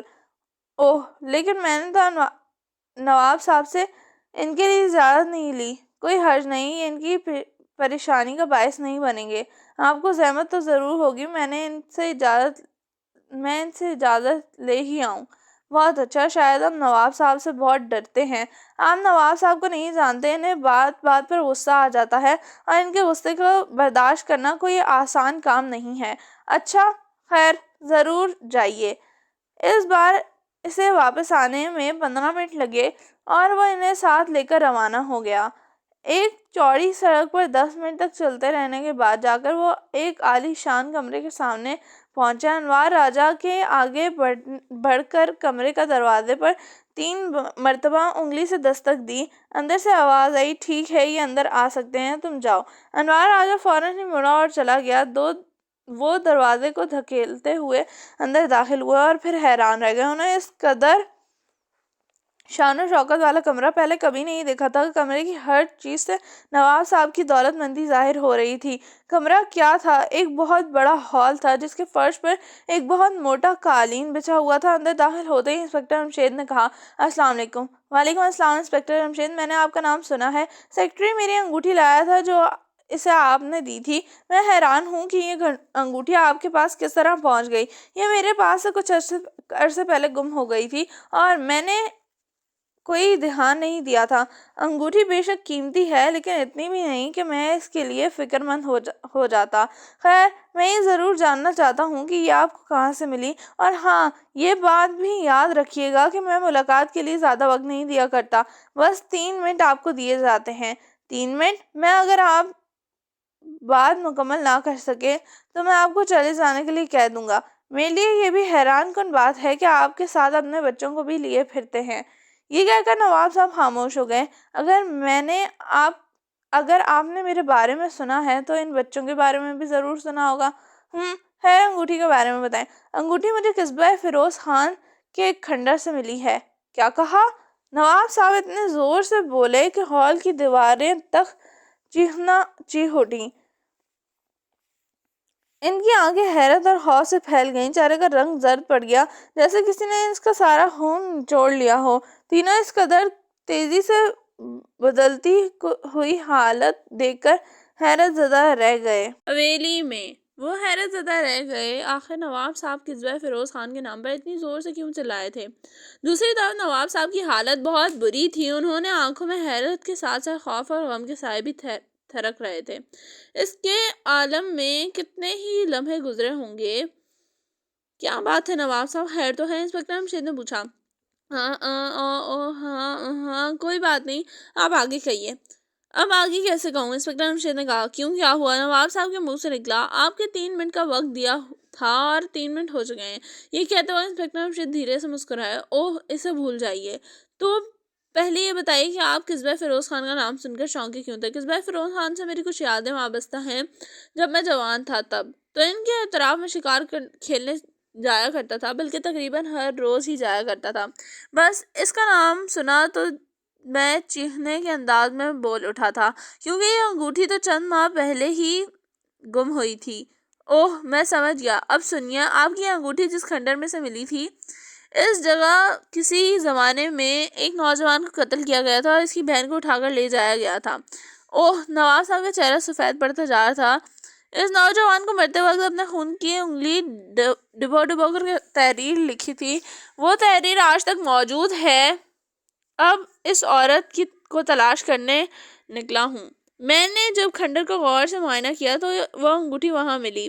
انگوٹھی کا ملنا کچھ حیرت کی بات نہیں تھی، آخر اتنے پرانے کھنڈر میں سونے کی انگوٹھی کا کیا کام؟ اور میں سیدھا یہاں چلا آیا۔ میں حیران ہوں کہ یہ وہاں کیسے پہنچ گئی، خدا جانے کیسے ہوا۔ خیر، یہ انگوٹھی میرے پاس رہے گی، میں بہت جلد یہ معلوم کروں گا کہ انگوٹھی وہاں کس طرح پہنچی تھی۔ انسپکٹر جمشید بولے۔ آپ بڑے خوشی سے اسے اپنے پاس رکھیے، مجھے کوئی اعتراض نہیں۔ یہ کہہ کر نواب صاحب نے انگوٹھی انہیں دے دی۔ اب میں اجازت چاہتا ہوں۔ ذرا ٹھہریے ابا جان، آپ نے اپنا کام کر چکے ہیں لیکن ہمارا کام باقی ہے۔ آپ یہ تو بھول ہی گئے کہ ہم آپ سے پہلے یہاں پہنچ چکے تھے اور سیکرٹری صاحب نے ہمیں ملاقات کا وقت نہیں لے کر دیا تھا۔ اب جب یہ موقع ہاتھ لگ ہی گیا ہے تو ہم نواب صاحب سے کچھ عرض کرنا چاہتے ہیں۔ ہاں، ضرور ضرور، نواب صاحب جلدی سے بولے۔ تو سنیے نواب صاحب، آپ کی اس عظیم الشان حویلی میں سے ایک نالی نکلتی ہے اور اس کے گندے نالے میں گرتی ہے۔ جس جگہ یہ گندے نالے میں گرتی ہے، اسی جگہ کسی رکاوٹ کی وجہ سے کل ہم پانی کی سطح پر چند کیپسول تیرتے ہوئے نظر آئے۔ ہم نے وہ کیپسول اٹھا لیے، انہیں ندی کے پانی سے صاف کیا ہی تھا کہ ایک نوجوان وہاں آ دھمکا اور اس نے وہ کیپسول یہ کہہ کر لے لیے کہ یہ اس کے ہیں، لیکن ہم نے چالاکی سے ان میں سے ایک کیپسول اس کی نظر سے بچا کر اپنے پاس رکھ لیا تھا۔ گھر جا کر جب میں نے اسے کھولا تو اس میں سے ایک بہت باریک کاغذ نکلا۔ اس کاغذات پر چند جملے لکھے تھے۔ یہ کہہ کر محمود خاموش ہو کر نواب صاحب کی طرف دیکھنے لگا۔ آخر انسپکٹر جمشید، فاروق اور فرزانہ تو پہلے ہی غور سے ان کی طرف دیکھ رہے تھے۔ آگے کہو، تم رک کیوں گئے؟ نواب صاحب نے بے چین ہو کر کہا۔ جناب، اس میں کوئی شک نہیں ہونا چاہیے کہ اس نوجوان آدمی نے جھوٹ بولا تھا، وہ کیپسول نہیں کھاتا تھا۔ ظاہر ہے کہ کیپسول کو تو کسی اس حویلی کے ذریعے فلیش نالی بہائے تھے۔ کیا کہا؟ نواب صاحب ایک بار پھر چلائے۔ جی ہاں، اس کے سوا کیا کہا جا سکتا ہے؟ یہ لیجئے، آپ خود بھی اس کاغذ پر لکھے جملے پڑھ لیجئے۔ یہ کہتے ہوئے محمود نے کاغذ نکال کر ان کی طرف بڑھا دیا۔ نواب صاحب نے بوکھلائے ہوئے انداز میں اس کاغذ کو پڑھنے لگے، پھر ان کے منہ سے نکلا، نہیں، یہ غلط ہے۔ کیا غلط ہے؟ فاروق بولا۔ یہ کہ یہ کیپسول کس نے میری حویلی کے ذریعے بہایا تھا۔ تو کیا یہاں فلش سسٹم نہیں ہے؟ فلش سسٹم تو ضرور ہے، لیکن یہاں کون ہے جو اسے بہائے؟ وہ عورت جو یہاں قید ہے اور ہم اس کی تلاش میں نکلے ہیں، محمود نے پرسکون لہجے میں کہا۔ فوراً ہی نواب صاحب اچھل کر کھڑے ہو گئے، ان کے چہرے پر غصے کی تلملا اٹھے۔ تم نے کیا سوچ کر یہ الزام لگایا؟ کیا تم نہیں جانتے کہ اس وقت کہاں کھڑے ہو؟ وہ گرجے۔ کچھ بھی ہو، ہم اس حویلی کی تلاشی لینا چاہتے ہیں، فاروق بولا۔ کیا بکواس ہے، تمہیں یہ اختیار کس نے دیا ہے؟ تمہارے والد تو خیر سرکاری ملازم ہیں، مگر تمہاری سرکاری حیثیت کیا ہے؟ تم کون ہو تلاشی لینے والے؟ معاف کیجیے گا نواب صاحب، یہ میرے بچے ہیں، ان کے پاس کوئی اختیار تو نہیں ہے، لیکن میں آپ کی حویلی کی تلاشی لوں گا۔ البتہ تلاشی کے کام میں یہ تینوں مدد ضرور کریں گے۔ آپ اور میری حویلی کی تلاشی لیں گے؟ آپ کا دماغ ضرور خراب ہو گیا ہے۔ اب نواب صاحب غصے کے مارے کانپ رہے تھے۔ مجھے افسوس ہے آپ غصے میں آ گئے ہیں، ہم تلاشی لینے پر مجبور ہیں۔ کیا آپ کے پاس تلاشی کا وارنٹ ہے؟ جی نہیں، انسپکٹر جمشید بولے۔ تو پھر جائیے، پہلے تلاشی کا وارنٹ لے کر آئیے، میں دیکھتا ہوں آپ کس طرح وارنٹ حاصل کر لیتے ہیں۔ نواب صاحب نے گرجدار آواز میں کہا۔ بہت اچھا، اب میں وارنٹ لے کر ہی آؤں گا، لیکن میں خبردار کیے دیتا ہوں کہ آپ اس عورت کو ادھر ادھر کرنے کی کوشش نہ کیجیے گا۔ کون سی عورت؟ کیسی عورت؟ آپ کا دماغ ضرور خراب ہو گیا ہے۔ میں جا رہا ہوں، وارنٹ لانے کے بعد ہی یہاں آؤں گا۔ یہ کہتے ہی انسپکٹر جمشید تیزی سے مڑا اور کمرے سے نکل گئے۔ ان کے پیچھے تینوں بچے تیزی قدم اٹھا رہے تھے۔ کیا کہا؟ کس کی حویلی تلاشی لینا چاہتے ہو تم؟ ڈی آئی جی صاحب نے حیران ہو کر پوچھا۔ انسپکٹر جمشید نواب صاحب کی حویلی سے سیدھے ڈی آئی جی صاحب کی کوٹھی پر پہنچے تھے۔ وہ اس وقت چاروں ان کے ڈرائنگ روم میں بیٹھے تھے۔ نواب سرفراز عالم کی حویلی؟ انسپکٹر جمشید نے دہرایا۔ تم اپنے ہوش میں تو ہو؟ ڈی آئی جی صاحب نے انسپکٹر جمشید کو گھورا۔ کیا مطلب؟ اس شخص کے وزیر اعظم سے گہرے تعلقات ہیں، اور پھر وہ بہت ہی اچھا آدمی ہے، ملک کا خیر خواہ۔ اس عورت کی گمشدگی میں اس کا ہاتھ ہرگز نہیں ہو سکتا، لیکن اس نے خود اس بات کا اقرار کیا ہے کہ وہ کسی زمانے میں ہر روز قصبہ فیروز خان جاتا رہا ہے۔ تو پھر اس سے کیا ہوتا ہے؟ آپ سب کچھ مجھ پر چھوڑ دیں، میں اس کی حویلی سے عورت کو برآمد کر کے دکھاؤں گا۔ بھائی، وہ بہت بڑا آدمی ہے، اگر میں تمہیں وارنٹ دلا بھی دوں اور تم اس کے گھر کی تلاشی اس گھر سے عورت کو برآمد نہ کر سکے تو پھر جانتے ہو نا کیا ہوگا؟ وہ تمہارے سامنے مجھے بھی کہیں کا نہیں رہنے دے گا، لیکن میں بھی اپنے فرض سے مجبور ہوں، انسپکٹر جمشید نے کہا۔ تو پھر ایسا کرو کہ آئی جی صاحب سے بھی مل لو، جیسا وہ کہیں گے کر لیں گے۔ بہت بہتر، میں جاتا ہوں۔ یہ کہہ کر وہ اٹھ کھڑے ہوئے۔ ان کے سر پر بھی بھوت سوار ہو گیا تھا۔ انہوں نے دل میں ٹھان لی کہ چاہے کچھ بھی ہو جائے حویلی کی تلاشی ضرور لیں گے۔ آئی جی صاحب نے نواب صاحب سرفراز عالم کا نام سنا تو کانوں کو ہاتھ لگا لیا اور پھر بولے، اس خیال کو دل سے نکال دو، میں تمہیں نواب صاحب کی حویلی کی تلاشی لینے کی اجازت ہرگز نہیں دے سکتا۔ یہ آپ کیا فرما رہے ہیں؟ حالات پکار کر کہہ رہے ہیں کہ انہوں نے کسی عورت کو اغوا کرنے کے بعد اس حویلی میں قید کر رکھا ہے، اس لیے ہمیں تلاشی لینے کا پورا حق ہے۔ آخر اس میں کسی کو اعتراض کیا ہوگا؟ سنو جمشید، وہ بہت بڑا آدمی ہے، اسے نہ چھیڑو، کہیں لینے کے دینے نہ پڑ جائے۔ مگر جناب، بڑا آدمی ہونے کا یہ مطلب تو نہیں ہے کہ وہ قانون کی زد سے باہر ہے۔ اگر وہ اس ملک میں رہتا ہے تو پھر اس ملک کا قانون اس پر بھی لاگو ہوتا ہے۔ لیکن تم یہ بھی تو سوچو کہ اگر اس حویلی سے عورت برآمد نہ ہوئی تو کیا ہوگا؟ اس وقت میں اور تم کہاں ہوں گے؟ مجھے اس کی پرواہ نہیں کہ میں کہاں ہوں گا، البتہ اس پر کوئی بات نہیں آئے گی، ساری ذمہ داری میں اپنے سر لینے کے لیے تیار ہوں۔ انسپکٹر جمشید بولے۔ نہیں جمشید، تم کچھ بھی کہو، میں تمہیں نواب سرفراز عالم کی حویلی کی تلاشی کا وارنٹ نہیں دے سکتا۔ بس تم یوں سمجھ لو کہ میرے اختیار سے باہر ہے یہ، میں مجبور ہوں۔ تو پھر یہ بھی سن لیجئے، میں اس حویلی کی تلاشی ہر حال میں لوں گا۔ کیا کہا؟ آئی جی صاحب چونکے۔ کیا تم غیر ملکی قانونی طریقہ اختیار کرو گے؟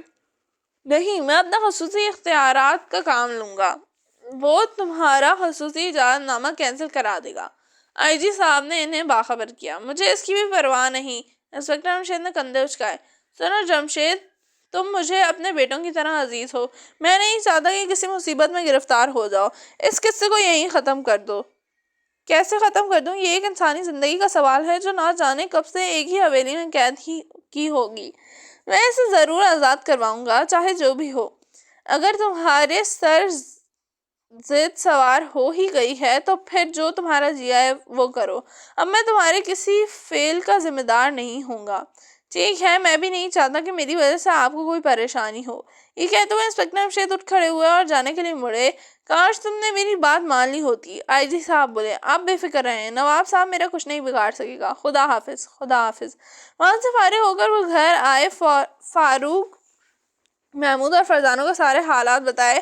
وہ بھی فکر مند ہو گئے. محمود نے کہا, پھر اب کیا کریں گے؟ کیا کرنا ہے؟ حویلی کی تلاشی لوں گا.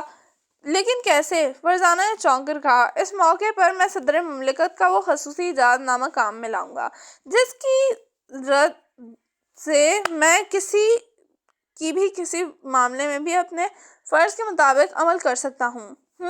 تو پھر کب چلیں گے؟ فاروق نے سوچ میں ڈوبتے ہوئے پوچھا. کل صبح ہم چاروں ہی جائیں گے, انہوں نے بتایا. لیکن اگر اس دوران اس عورت کو ادھر ادھر کر دیا گیا ہوا تو؟ فاروق نے اعتراض کیا. انسپکٹر جمشید جواب سن کر مسکرائے. اگر اس بات کا خطرہ ہوتا تو میں پہلے ہی انتظام کر چکا ہوتا. لیکن نواب سرفراز عالم جیسے آدمی ایک معمولی انسپکٹر سے ڈر سے اپنے مجرم کو چھپانے کی کوشش نہیں کیا کرتے. اس سے تو یہ یقین ہوگا کہ میں تلاشی کے وارنٹ حاصل نہیں کر سکوں گا, جیسا کہ کر بھی نہیں سکوں. لیکن اسے یہ بات ہرگز نہیں معلوم کہ میرے پاس خصوصی اجازت نامے کی صورت میں ایک وارنٹ موجود ہے. دوسرے دن صبح 10 بجے وہ ایک بار پھر حویلی کے دروازے پر دستک دے رہے تھے. اجازت نامہ. دروازہ اسی بوڑھے نے کھولا. اس نے انہیں دیکھ کر حیرت سے پلکیں جھپکائیں. ہمیں نواب صاحب سے ملنا ہے. انسپکٹر جمشید بولے, ان کا یہ حکم ہے کہ آپ لوگوں کو اندر نہ آنے دیا جائے. بوڑھے نے کہا, اور راجہ صاحب کو بتاؤ کہ ہم وارنٹ لے کر آئے ہیں. انسپکٹر جمشید بولے, جی اچھا. اس نے کہا اور دروازہ بند کر کے چلا گیا. تھوڑی دیر بعد دروازہ پھر کھلا اور انوار راجہ کی شکل دکھائی دی. اس نے آتے ہی کہا, کہاں ہے وہ وارنٹ؟ یہ ہے. انسپکٹر جمشید نے کہا اور اپنا خصوصی اجازت نامہ نکال کر اسے دکھایا. اجازت نامہ پڑھ کر انوار راجہ کی آنکھیں کھلی رہ گئیں. اس نے ہکلائے ہوئے کہا, اندر آ جائیے. وہ انہیں ڈرائنگ روم میں لے آیا اور بولا, میں نواب صاحب سے بات کر کے آتا ہوں. ٹھیک ہے, میرا یہ اجازت نامہ یہیں چھوڑ جائیں. لیکن یہ تو مجھے نواب صاحب کو دکھانا ہی ہوگا. جب وہ مجھے بلائیں گے تو میں خود ہی دکھا دوں گا. آپ ہی پڑھ چکے ہیں, نواب صاحب کو بتا سکتے ہیں. بہت اچھا. اس نے کہا اور چلا گیا. پھر 15 منٹ بعد واپس آیا اور بولا, چلیے نواب صاحب یہ اجازت نامہ اپنی آنکھوں سے پڑھنا چاہتے ہیں. بہت خوب, یہ ہوئی نا بات. انسپکٹر جمشید مسکرائے. آخر وہ ایک بار پھر نواب صاحب کے کمرے میں پہنچا دیے گئے. ان کی آنکھوں میں خون اترا ہوا تھا. انہیں گھور کر دیکھا اور بولے, کہاں ہے وہ اجازت نامہ؟ یہ رہا جناب. انسپکٹر جمشید نے یہ کہتے ہوئے اجازت نامہ ان کے سامنے رکھ دیا. انہوں نے اٹھا کر بغور پڑھا اور پھر بولے, یہ نقلی بھی تو ہو سکتا ہے, میں اس کی تصدیق کرنا چاہتا ہوں. ضرور, آپ کے سامنے پڑا ہے, تصدیق کے دروازے کھلے ہیں. ٹھیک ہے. یہ کہہ کر وہ کسی نمبر ملان لگے اور پھر ملنے پر بولے, ہیلو سیکرٹری صاحب, میں نواب سرفراز عالم بول رہا ہوں اور صدر مملکت سے بات کرنا چاہتا ہوں. دوسری طرف سے شاید انتظار کرنے کے لیے کہا گیا. چند منٹ بعد ان کے کانوں میں صدر کی آواز گونجی, ہیلو نواب صاحب, کیا حال ہے؟ ٹھیک ہوں, آپ سنائیں. سب ٹھیک ہے. اس وقت کیسے یاد کیا؟ آپ انسپکٹر جمشید کو جانتے ہیں؟ نواب صاحب نے پوچھا. بہت اچھی طرح. دوسری طرف سے جواب ملا. اور آپ نے انہیں خصوصی اجازت نامہ بھی دے رکھا ہے. یہ بھی ٹھیک ہے, لیکن بات کیا ہے؟ کیا آپ کو انسپکٹر جمشید سے کوئی شکایت پیدا ہو گئی ہے؟ دوسری طرف سے پوچھا گیا. یہ میرا گھر کی تلاشی لینا چاہتے ہیں. کیا کہا؟ صدر مملکت کے لہجے میں بلا کی حیرت تھی. ہاں, اس سلسلے میں آپ کا دیا ہوا خصوصی اجازت نامہ دکھا رہے ہیں. اوہ, ان کے منہ سے نکلا. جناب صدر, آپ خاموش ہو گئے. نواب صاحب نے بھی حیران ہو کر کہا. بات یہ ہے کہ انسپکٹر جمشید ملک اور قوم کے بہت بڑے خیر خواہ ہیں. انہوں نے اور ان کے بچوں نے آج تک نہ جانے کتنے ملکی دشمنوں کو گرفتار کیا ہے. انسپکٹر جمشید نے سوچ بوجھ کا اعتراف سبھی نے کیا ہے, لیکن میں حیران ہوں کہ وہ آپ کی حویلی کی تلاشی کیوں لینا چاہتے ہیں. خیر, آپ ریسیور انہیں دے دیں. نواب صاحب نے ریسیور انسپکٹر جمشید کو دے دیا. السلام علیکم سر, انہوں نے کہا. وعلیکم السلام جمشید, یہ کام معاملہ ہے. جناب عالی, بات بتانے میں 1 منٹ لگ جائیں گے. اگر آپ کے پاس وقت ہو تو مختصر بتا دوں. ہاں, میں سننا پسند کروں گا. بہت بہتر. آج سے کئی سال پہلے ایک عورت کو اغوا کیا گیا تھا. اس عورت کے اغوا کے وقت اس کے بھائی کو ہلاک کر دیا گیا تھا. بھائی مرتے مرتے اپنے مکان کے ایک دیوار پر خون کی تحریر لکھ دی تھی. اتفاق سے ہمارے ملک کے ریاضی دان اس کھنڈر میں پہنچ گئے تھے. انہوں نے تحریر پڑھی اور مجھے بتایا کہ میں اس جگہ کا معائنہ کیا تو میں وہاں سے ایک انگوٹھی ملی. انگوٹھی پر نواب صاحب کا نام لکھا ہوا تھا. میں یہاں چلا آیا تلاشی لینا چاہی تو انہوں نے یہ تلاشی دینے سے انکار کر دیا. دوسری طرف ان کی حویلی کی فلش سسٹم والی نالی میں چند کیپسول پائے تھے جو محمود فاروق کے ہاتھ لگ گئے تھے۔ ایک کیپسول کو کھولا گیا تو اس میں سے ایک باریک کاغذ نکلا۔ اس پر ایک عورت نے یہ الفاظ لکھے تھے کہ وہ اس جگہ برسوں سے قید ہے، کوئی ہے جو اسے آزادی دلائے۔ اب آپ ہی بتائیے میں کیا کروں؟ تلاشی لینے کے سوا میرے پاس کوئی اور چارہ ہی ہے کیا؟ اوہ میں سمجھا، کیا تمہیں یقین ہے کہ عورت اس عمارت سے برآمد ہو جائے گی؟ جی ہاں، میرا خیال تو یہی ہے۔ دیکھو بھائی، نواب صاحب میرے دوستوں میں سے ہے، کیا ایسا نہیں ہو سکتا کہ تم درگزر کر جاؤ؟ اس معاملے کو یہی ختم کر دو۔ لیکن جناب، اس عورت کا خیال میرے ذہن سے مرتے دم تک نہیں نکلے گا۔ ہاں میں سمجھتا ہوں، خیر تم ریسیور نواب صاحب کو دے دو۔ جی بہتر۔ انہوں نے ریسیور نواب صاحب کو دے دیا۔ نواب صاحب نے سنا صدر مملکت کہہ رہے تھے، نواب صاحب مجھے یقین ہے کہ آپ کی حویلی میں اس عورت کا وجود نہیں ہو سکتا۔ آپ کا خیال 100% ٹھیک ہے، نواب صاحب نے خوش ہو کر کہا۔ تو پھر انسپکٹر جمشید کو تلاشی لے لینے دیں، اس میں آپ کا کیا نقصان ہے؟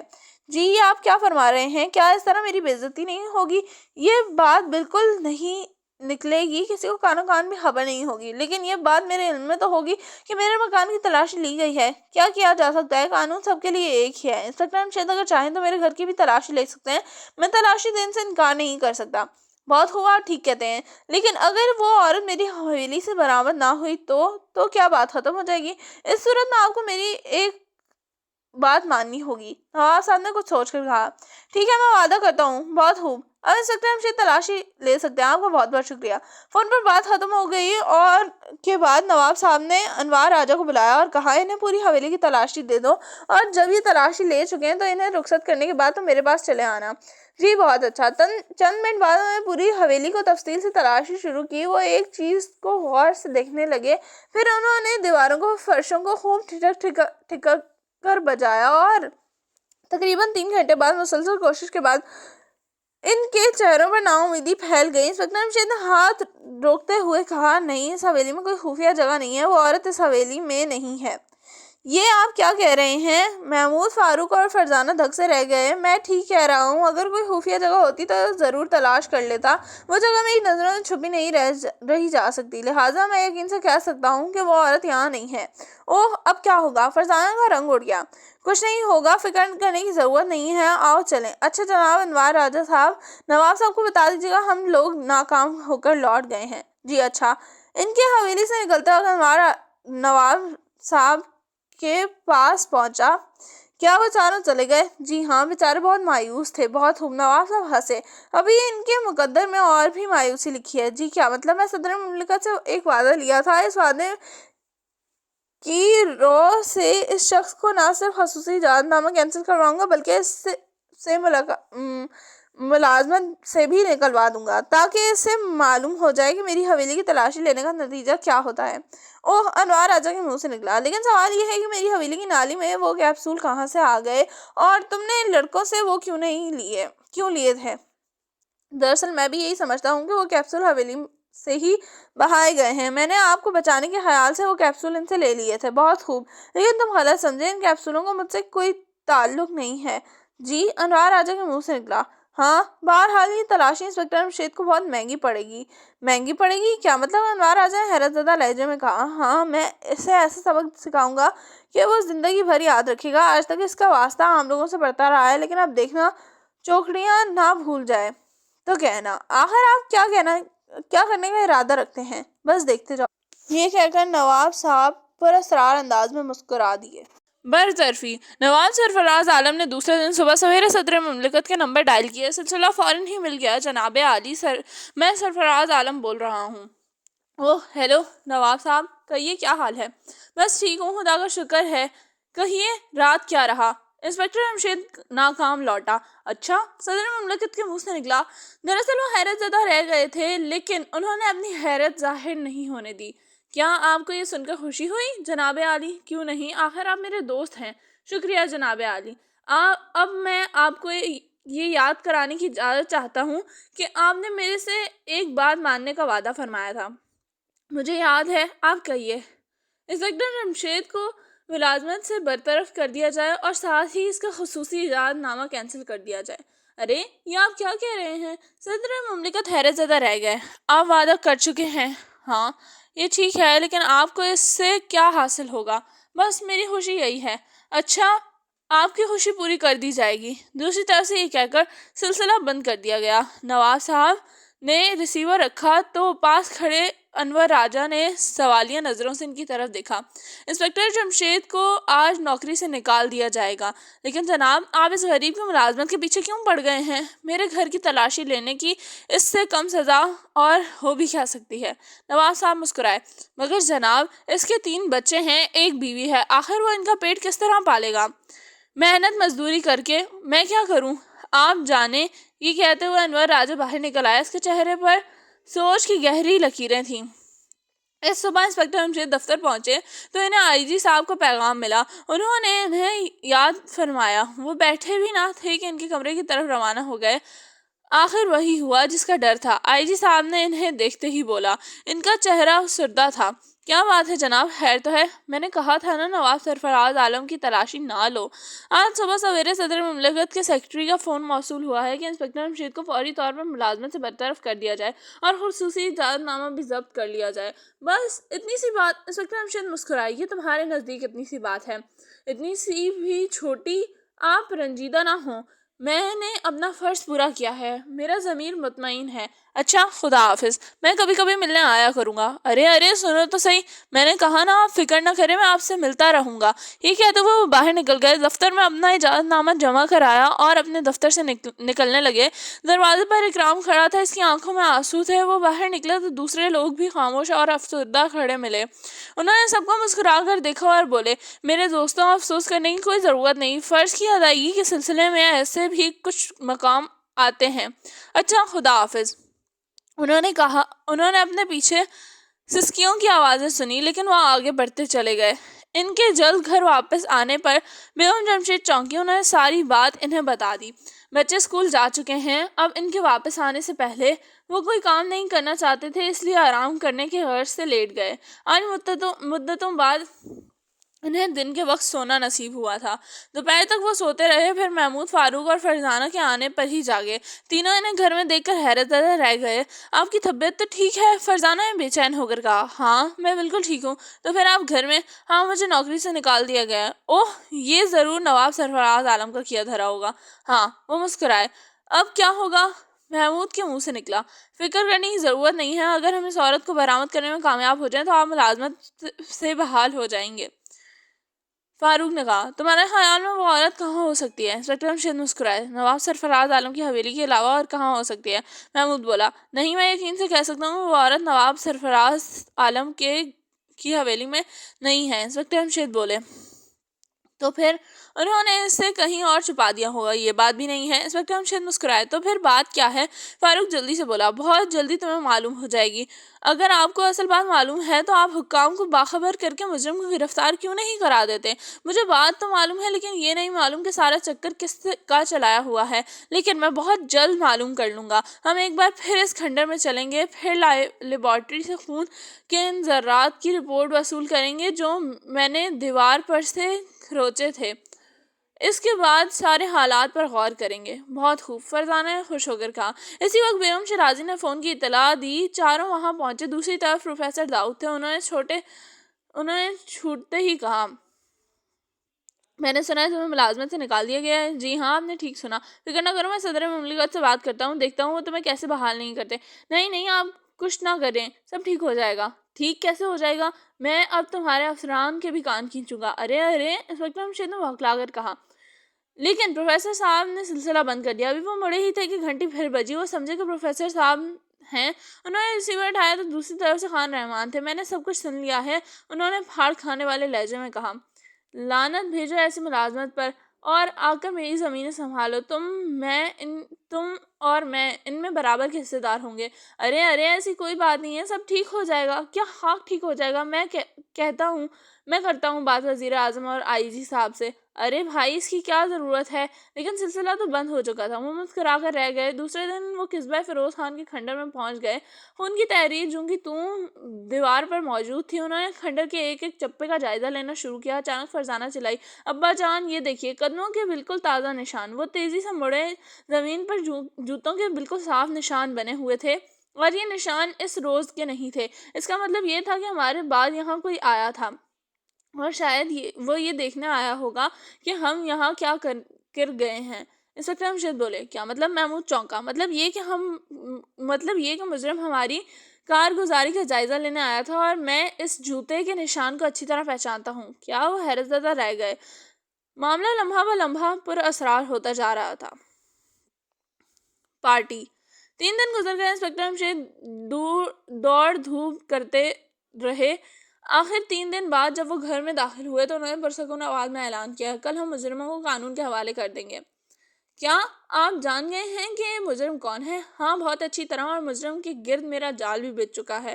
اب وہ میرے جال سے بچ کر کہیں نہیں جا سکتا. بہت خوب، پھر تو مزہ آ جائے گا. فاروق بولا. تو کیا ابا جان نواب سرفراز عالم ہی مجرم ہے؟ ابھی کچھ مت پوچھو. ہاں، اپنا دماغ ضرور لڑاؤ. ہمیں افسوس ہے ابا جان، اس مرتبہ ہم مجرم کے بارے میں اب تک کوئی اندازہ نہیں لگا سکے. فرزانہ بولی. اس میں تمہارا کوئی قصور نہیں، حالات ہی ایسے پراسرار ہیں. اگر کھنڈر میں جوتے کا نشان مجھے نظر نہ آتا تو میں بھی نہ جانے کب کے دھکے کھاتا پھرتا، اور شاید پھر بھی کوئی سراغ نہ ملتا، کیونکہ جرم بہت عرصہ پہلے ہوا تھا. ہمیں یہ بھی افسوس ہے کہ اس کیس میں ہمیں کام کرنے کا موقع نہیں ملا. فرزانہ نے کہا. یہ تو خیر غلط ہے. کام تو تم تینوں نے کیا ہے، یہ کہو کہ کوئی کارنامہ دکھانے کا موقع نہیں ملا. تم بے فکر رہو، اس کا موقع تمہیں کل مل جائے گا. مجرموں کو تم تینوں گرفتار کرو گے. اس موقع پر پولیس نہیں ہوگی کیونکہ مجرم ہوشیار ہو جائیں گے. اوہ! محمود، فاروق اور فرزانہ کے منہ سے پرجوش انداز میں نکلا. اور اب میں ایک فون کروں گا. یہ کہہ کر وہ اٹھ کھڑے ہوئے. ابا جان، ہم بھی یہ دیکھنا چاہتے ہیں کہ آپ کس کو فون کرنا چاہتے ہیں. شاید اسی طرح ہم اندازہ لگا لیں کہ مجرم کون ہے. اچھی بات ہے، تم بھی آ جاؤ. چاروں بیگم شیرازی کے گھر میں داخل ہوئے. انہوں نے مسکرا کر کہا. میں سمجھ گئی، فون کرنے آئے ہوں گے. جی ہاں، شکریہ. انسپکٹر جمشید مسکرائے. انہوں نے کسی کا نمبر ڈائل کیا. دوسری طرف سے فوراً جواب ملا. ہیلو، کون؟ مرزا صاحب؟ ہاں، میں مرزا شہباز بیگ بول رہا ہوں. آپ کون؟ میں جمشید بول رہا ہوں. ارے یار، میں نے تو سنا ہے تمہیں نوکری سے نکال دیا گیا ہے. ہاں، یہ سچ ہے. اس بات کو چھوڑو، میں جانتا ہوں یہ کس نے کیا ہے اور اب اسے گرفتار کرنا چاہتا ہوں. بہت خوب، یہ تو بڑی اچھی بات ہے. مرزا صاحب خوش ہو کر بولے. تو پھر تمہیں بھی میرا کام کرنا ہوگا. میں ہر طرح حاضر ہوں. تم کل شام ایک پارٹی کا انتظام کرو. انسپکٹر جمشید بولے. کیا مطلب؟ مرزا صاحب نے حیران ہو کر کہا. پارٹی کا مطلب پارٹی ہے. اس میں میں اپنے سب قریبی دوستوں کو بلاؤں گا، اور 5-6 کارڈ مجھے بھی دے بھیجنا تاکہ میں 2-1 دوستوں کو بلا سکوں. اچھی بات ہے، یہ انتظام ہو جائے گا. بہت بہت شکریہ. یہ کہہ کر انہوں نے ریسیور رکھ دیا اور ان کی طرف مڑے. تینوں انہیں حیرت بھری نظروں سے دیکھ رہے تھے.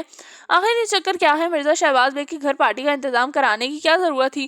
محمود نے پوچھا. جسے میں پارٹی میں بلانا چاہتا ہوں میرے ہاں ہرگز نہ آتا، ورنہ اس پارٹی کا انتظام ہم یہاں بھی کر سکتے تھے.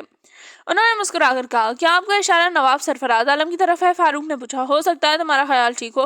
وہ بولے. نواب صاحب ہی ایسا آدمی ہے جو ہمارے ہاں نہیں آ سکتے. فرزانہ نے کہا. تم ٹھیک سمجھے. انہی کو بلانے کی وجہ یہ پارٹی مرزا شہباز بیگ کے گھر میں دی جائے گی. تو کیا؟ محمود کہتے کہتے رک گیا. اٹک کیوں رہے ہو؟ پوچھ کیوں نہیں لیتے کہ نواب سرفراز عالم ہی مجرم ہے؟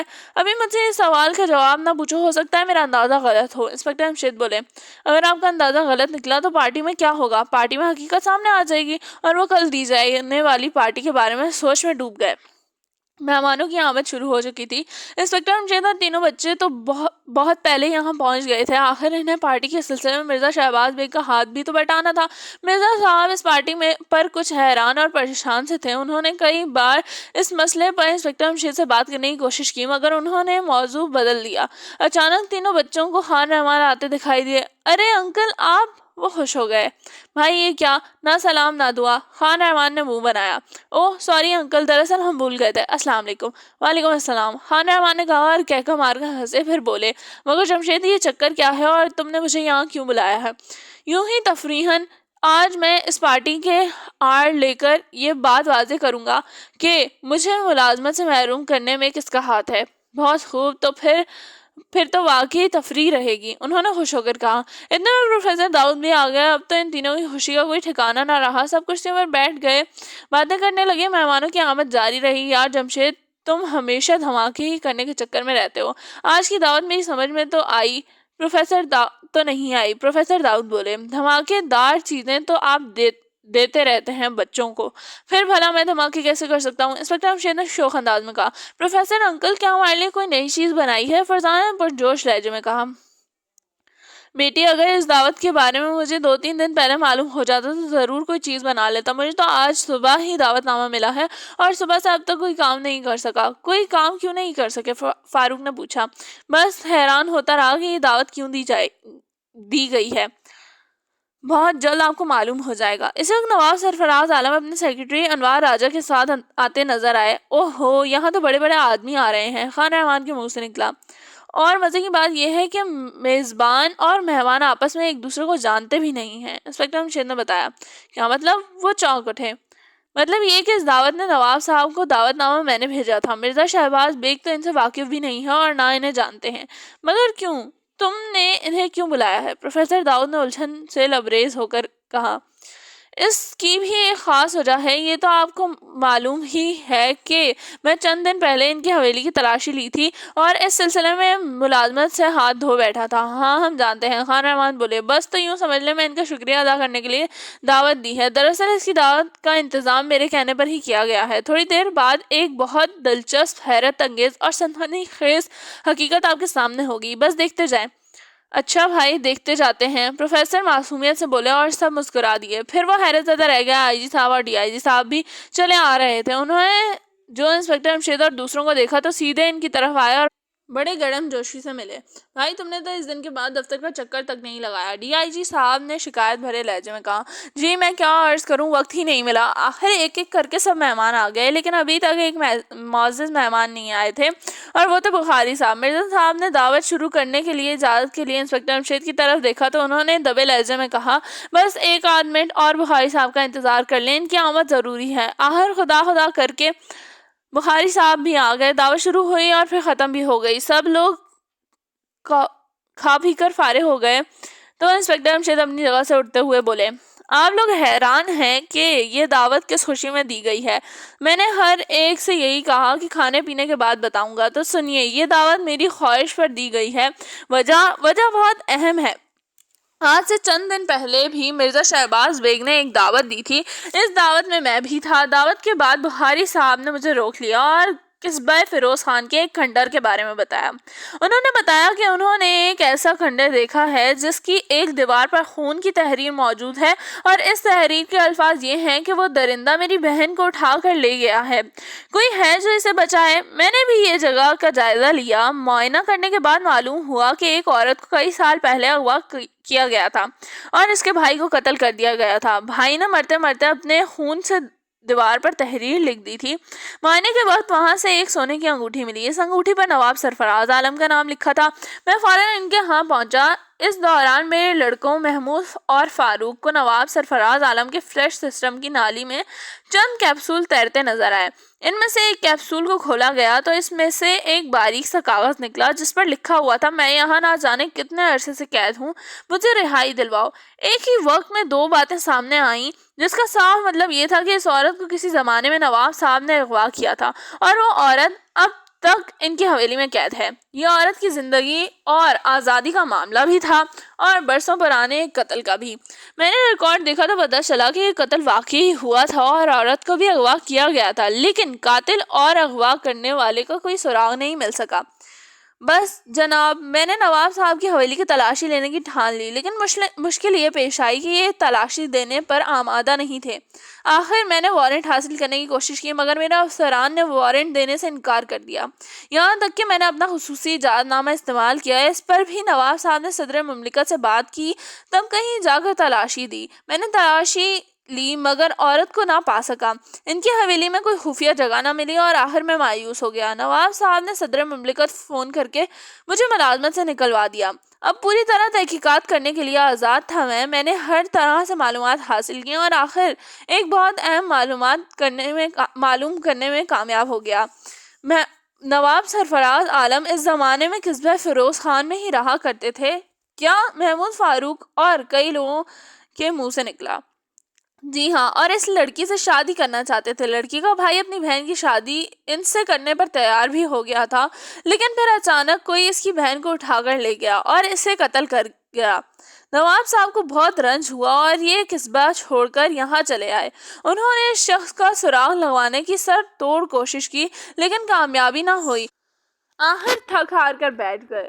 مجرم خوش قسمت تھا جو اتنے دنوں پولیس سے بچا رہا، مگر جرم چھپ نہیں سکتا تھا، خاص طور پر قتل ضرور ایک نہ ایک دن ظاہر ہو کر ہی رہتا ہے۔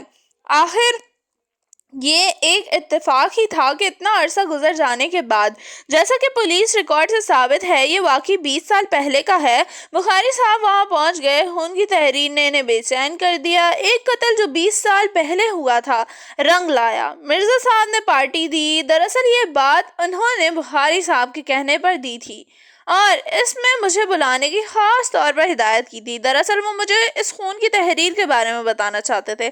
ظاہر انہوں نے یہ کیا تھا کہ جیسے اتفاق سے مجھے دیکھ کر وہ بات بتانے بیٹھ گئے ہوں۔ بس جناب یہ تھی کل کہانی۔ لیکن آپ نے اب تک یہ کہاں بتایا کہ وہ قتل اور اغوا کس نے کیا تھا؟ ہاں یہ بتانا باقی ہے اور اس عورت کو برآمد کرنا بھی۔ کیا کہا؟ کیا آپ اس کو برآمد کریں گے؟ نواب سرفراز عالم اچھل پڑے۔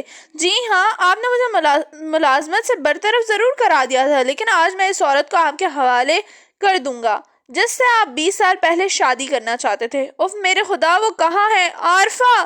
نواب صاحب کے منہ سے نکلا۔ تو میں تو یہی چاہتا ہوں کہ مجرم خود ہی کھڑا ہو کر بتا دے کہ یہ کام اس نے کیا تھا۔ انسپکٹر جمشید نے سب پر نظر ڈالتے ہوئے کہا۔ محمود فاروق فرزانہ ہوشیار ہو گئے۔ وہ لمحہ آ پہنچا تھا جو خطرناک ثابت ہو سکتا تھا۔ انہوں نے اپنے ہتھیار سنبھال لیے۔ ابھی تک وہ یہ اندازہ نہیں لگا سکے تھے کہ مجرم کون ہے۔ اس مرتبہ انسپکٹر جمشید نے انہیں مجرم کی ہوا تک نہیں لگنے دی تھی۔ ان سب کے دل دھک دھک کر رہے تھے۔ مجرم کون؟ کمرے میں موجود تمام لوگ سکتے کے عالم میں بیٹھے۔ وہ شاید انتظار کر رہے تھے کب کوئی اٹھتا اور کب اپنے مجرم کا اقرار کرتا۔ پھر کئی لمحے اس عالم میں گزر گئے مگر ان میں سے کوئی کھڑا نہ ہوا۔ آخر انسپکٹر جمشید ہی دوبارہ کہنا شروع کیا۔ میں جانتا ہوں وہ خود کھڑا ہو کر اپنے جرم کا اقرار نہیں کرے گا۔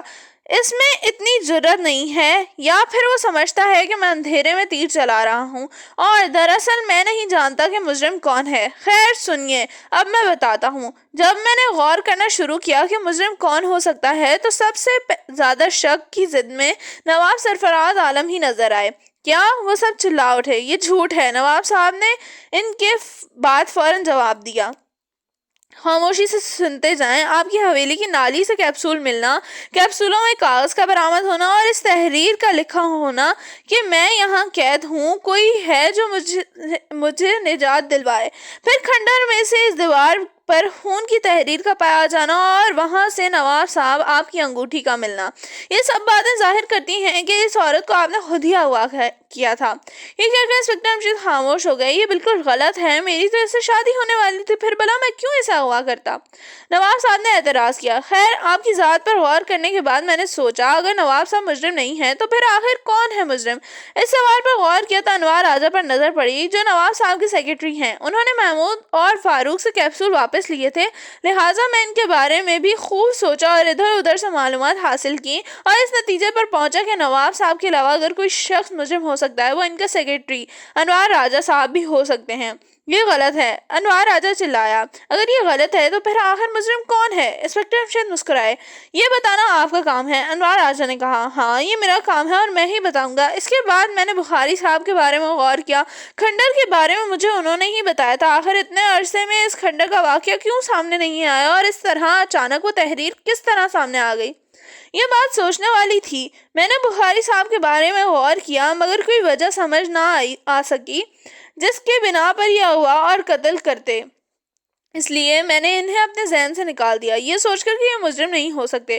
تو پھر آخر مجرم کون ہے؟ یہ سوچ کر میں پریشان ہوتا رہا۔ عورت نواب صاحب کی حویلی سے برآمد نہیں ہوئی تھی۔ آخر میں نے انوار راجہ کے گھر کی تلاشی لینے کا پروگرام بنایا، لیکن مجھے محکمے سے نکالا جا چکا تھا اس لیے میں قانونی طور پر تلاشی نہیں لے سکتا تھا۔ اس لیے میں انوار راجہ کے گھر رات کے وقت لوہے کے پائپ کے ذریعے داخل ہونے میں کامیاب ہو گیا۔ کیا؟ انوار راجہ اچھل پڑا۔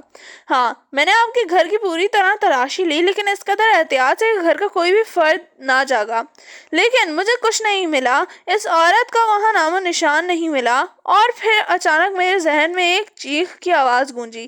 میں چونک اٹھا۔ اس چیخ کی آواز کو تو میں بھول ہی گیا تھا، وہ تو میرے ذہن سے نکل ہی گئی تھی۔ کیا مطلب؟ کئی آوازیں ابھری۔ جی ہاں، جب پہلی مرتبہ مرزا شہباز بیگ نے دعوت دی تھی اور بخاری صاحب نے مجھے روک لیا تھا تو وہ مجھے خون کی تحریر والی کہانی سنا ہی رہے تھے کہ اسی وقت مرزا صاحب کا ملازم جو خوف زدہ انداز میں آیا تھا اور اس نے بتایا تھا کہ اس نے پھر چیخ کی آواز سنی۔ میرے پوچھنے پر معلوم ہوا کہ اسے کسی عورت کی چیخیں سنائی دیتی ہیں۔ مرزا صاحب نے کہا کہ اسے وہم ہو گیا ہے۔ میں ملازم کے کمرے میں بھی گیا مگر کہیں کسی عورت کا سراغ نہ ملا۔ آخر میں نے یہی سوچا کہ ملازم کو ضرور کوئی وہم ہو گیا ہے، لیکن اسی وقت میں نے خود اپنے کانوں سے اس عورت کی آواز سنی۔ کیا؟ لوگ اچھل پڑے۔ جی ہاں، لیکن میں پھر بھی نہ جان سکا کہ آواز کہاں سے آ رہی ہے۔ آخر میں چلا آیا اور اس چیخ کو بھول گیا، اور یہ چیخ مجھے اس وقت یاد آئی جب میں سوچ رہا تھا کہ مجرم کون ہو سکتا ہے، اور اب میں یہ بات پورے یقین سے کہہ سکتا ہوں کہ وہ عورت 20 سال تک اس مکان میں قید رہی ہے۔ کیا اس مرتبہ ابھرنے والی چیخوں کی شکل اختیار کر لی تھی؟ وہ سب اس طرح بیٹھے تھے جیسے بت ہوں اور ان میں کوئی بھی حرکت پیدا نہ ہوئی ہو، لیکن انسپکٹر جمشید کی آواز نے انہیں یہ احساس دلایا کہ وہ زندہ ہیں۔ وہ کہہ رہے تھے، یہ آج سے 20 سال پہلے کی بات ہے، نواب سرفراز عالم کے زمانے میں قصبہ فیروز میں رہتے تھے۔ ان کے مکان سے تھوڑے فاصلے پر عارفہ اور اس کا بھائی رہتے تھے۔ نواب سرفراز عالم اور عارفہ کی شادی طے ہو چکی تھی، لیکن ہوا یہ کہ مرزا شہباز بیگ بھی عارفہ سے شادی کرنا چاہتے تھے۔ انہوں نے عارفہ کے بھائی سے بات کی، لیکن اس نے انکار کر دیا۔ مرزا صاحب کو غصہ آ گیا، انہوں نے اس کے بھائی کو تو قتل کر ہی دیا اور عارفہ کو اٹھا کر لے گئے۔ یہ سب رات کی خاموشی میں ہوا، کسی کو پتہ نہ چلا کس نے کیا۔ مرزا صاحب نے عارفہ کو تو کہیں چھپا دیا تھا اور وہ خود قصبے میں ہی رہتے رہے تاکہ ان پر کوئی شک نہ کر سکے۔ پولیس عارفہ کو اغوا کرنے والے کو تلاش نہ کر سکی اور کیس ختم ہو کر رہ گیا۔ لیکن خون رنگ لاتا ہے، آہیں عرش ہلا دیتی ہیں۔ بس سال تک وہ عورت چیختی اور چلاتی رہی مگر ان کے کان پر جوں تک نہ رینگی۔ اس مکان میں ایک خفیہ تہہ خانہ ہے۔ ہوا کی آمد و رفت کے لیے اس تہہ خانے میں ایک چھوٹا سا سوراخ رکھنا ضروری تھا۔ وہ سوراخ گھر کے ملازم فیروز خان کے کمرے کی دیوار کے دوسری طرف کھلتا ہے۔ یہی وجہ ہے کہ فیروز کو کسی عورت کے چیخنے کی آوازیں سنائی دی جاتی ہیں، مگر مرزا صاحب نے یہ کہہ کر کہ تمہیں ضرور وہم ہے اسے یقین دلایا کہ واقعی اسے وہم ہو گیا ہے۔ پھر بھی وہ جب کبھی چیخنے کی آواز سنتا مرزا صاحب کے پاس دوڑا آتا۔ پہلی مرتبہ جب میں اس کمرے کو دیکھا بھالا تو ذہن میں یہ بات موجود نہیں تھی کہ یہاں کوئی عورت بھی قید ہو سکتی ہے۔ بعد میں جب وہ چیخ یاد آئی تو میں چونک اٹھا اور میں نے ایک رات فیروز کے ساتھ مل کر تہہ خانے کی تلاشی میں صرف کر دی۔ اس رات ہم دونوں تہہ خانے کی تلاش کرتے رہے اور آخر کار تلاش کرنے میں کامیاب ہو گئے۔ ہم تہہ خانے میں اترے۔ فیروز تھر تھر کانپ رہا تھا مگر میں جانتا تھا کہ اندر ایک مظلوم عورت کے سوا کوئی بھی نہیں ہو سکتا۔ ہم نے اس عورت کو دیکھا تو رونگٹے کھڑے ہو گئے۔ وہ ہڈیوں کا ڈھانچہ نظر آ رہی تھی، اس کے چہرے کی طرف دیکھا نہیں جاتا تھا۔ میں نے اپنی زندگی میں کبھی اتنا خوفناک منظر نہیں دیکھا تھا۔ میرے ہوش گم ہو گئے۔ ہم دونوں اسے باہر لائے۔ میں نے فیروز کو سمجھایا کہ اس عورت کے بارے میں کسی کو بھی نہ بتائے، اور آج سب لوگ اس لیے یہاں موجود ہیں کہ میں آپ کو دکھانا چاہتا ہوں کہ ہمارے معاشرے میں کیسے کیسے سنگ دل بستے ہیں جنہیں ہم اچھے لباسوں میں، اچھے گھروں میں اور اچھے لوگوں میں اٹھتے بیٹھتے دیکھتے ہیں، دراصل وہ اندر سے کس قدر گھناؤنے ہوتے ہیں، کس قدر پتھر دل ہوتے ہیں۔ مجھے آج اس پر شرم آ رہی ہے کہ مرزا شہباز بیگ میرا دوست رہا۔ کاش یہ میرا دوست نہ ہوتا تو مجھے اس قدر افسوس نہ ہوتا آج۔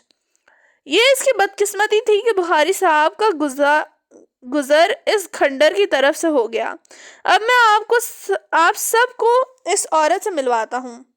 یہ کہہ کر انسپکٹر جمشید نے دروازے کی طرف منہ کر کے کہا، لے آؤ بیگم انہیں۔ انہوں نے دیکھا بیگم جمشید اس عورت کو سہارا دیے اندر لا رہی تھی۔ عورت تنکے کی مانند لرز رہی تھی، اس کے چہرے پر کہیں گوشت کا نام و نشان تک نہ تھا، بس ہڈیوں کے اوپر کھال منڈھی نظر آ رہی تھی۔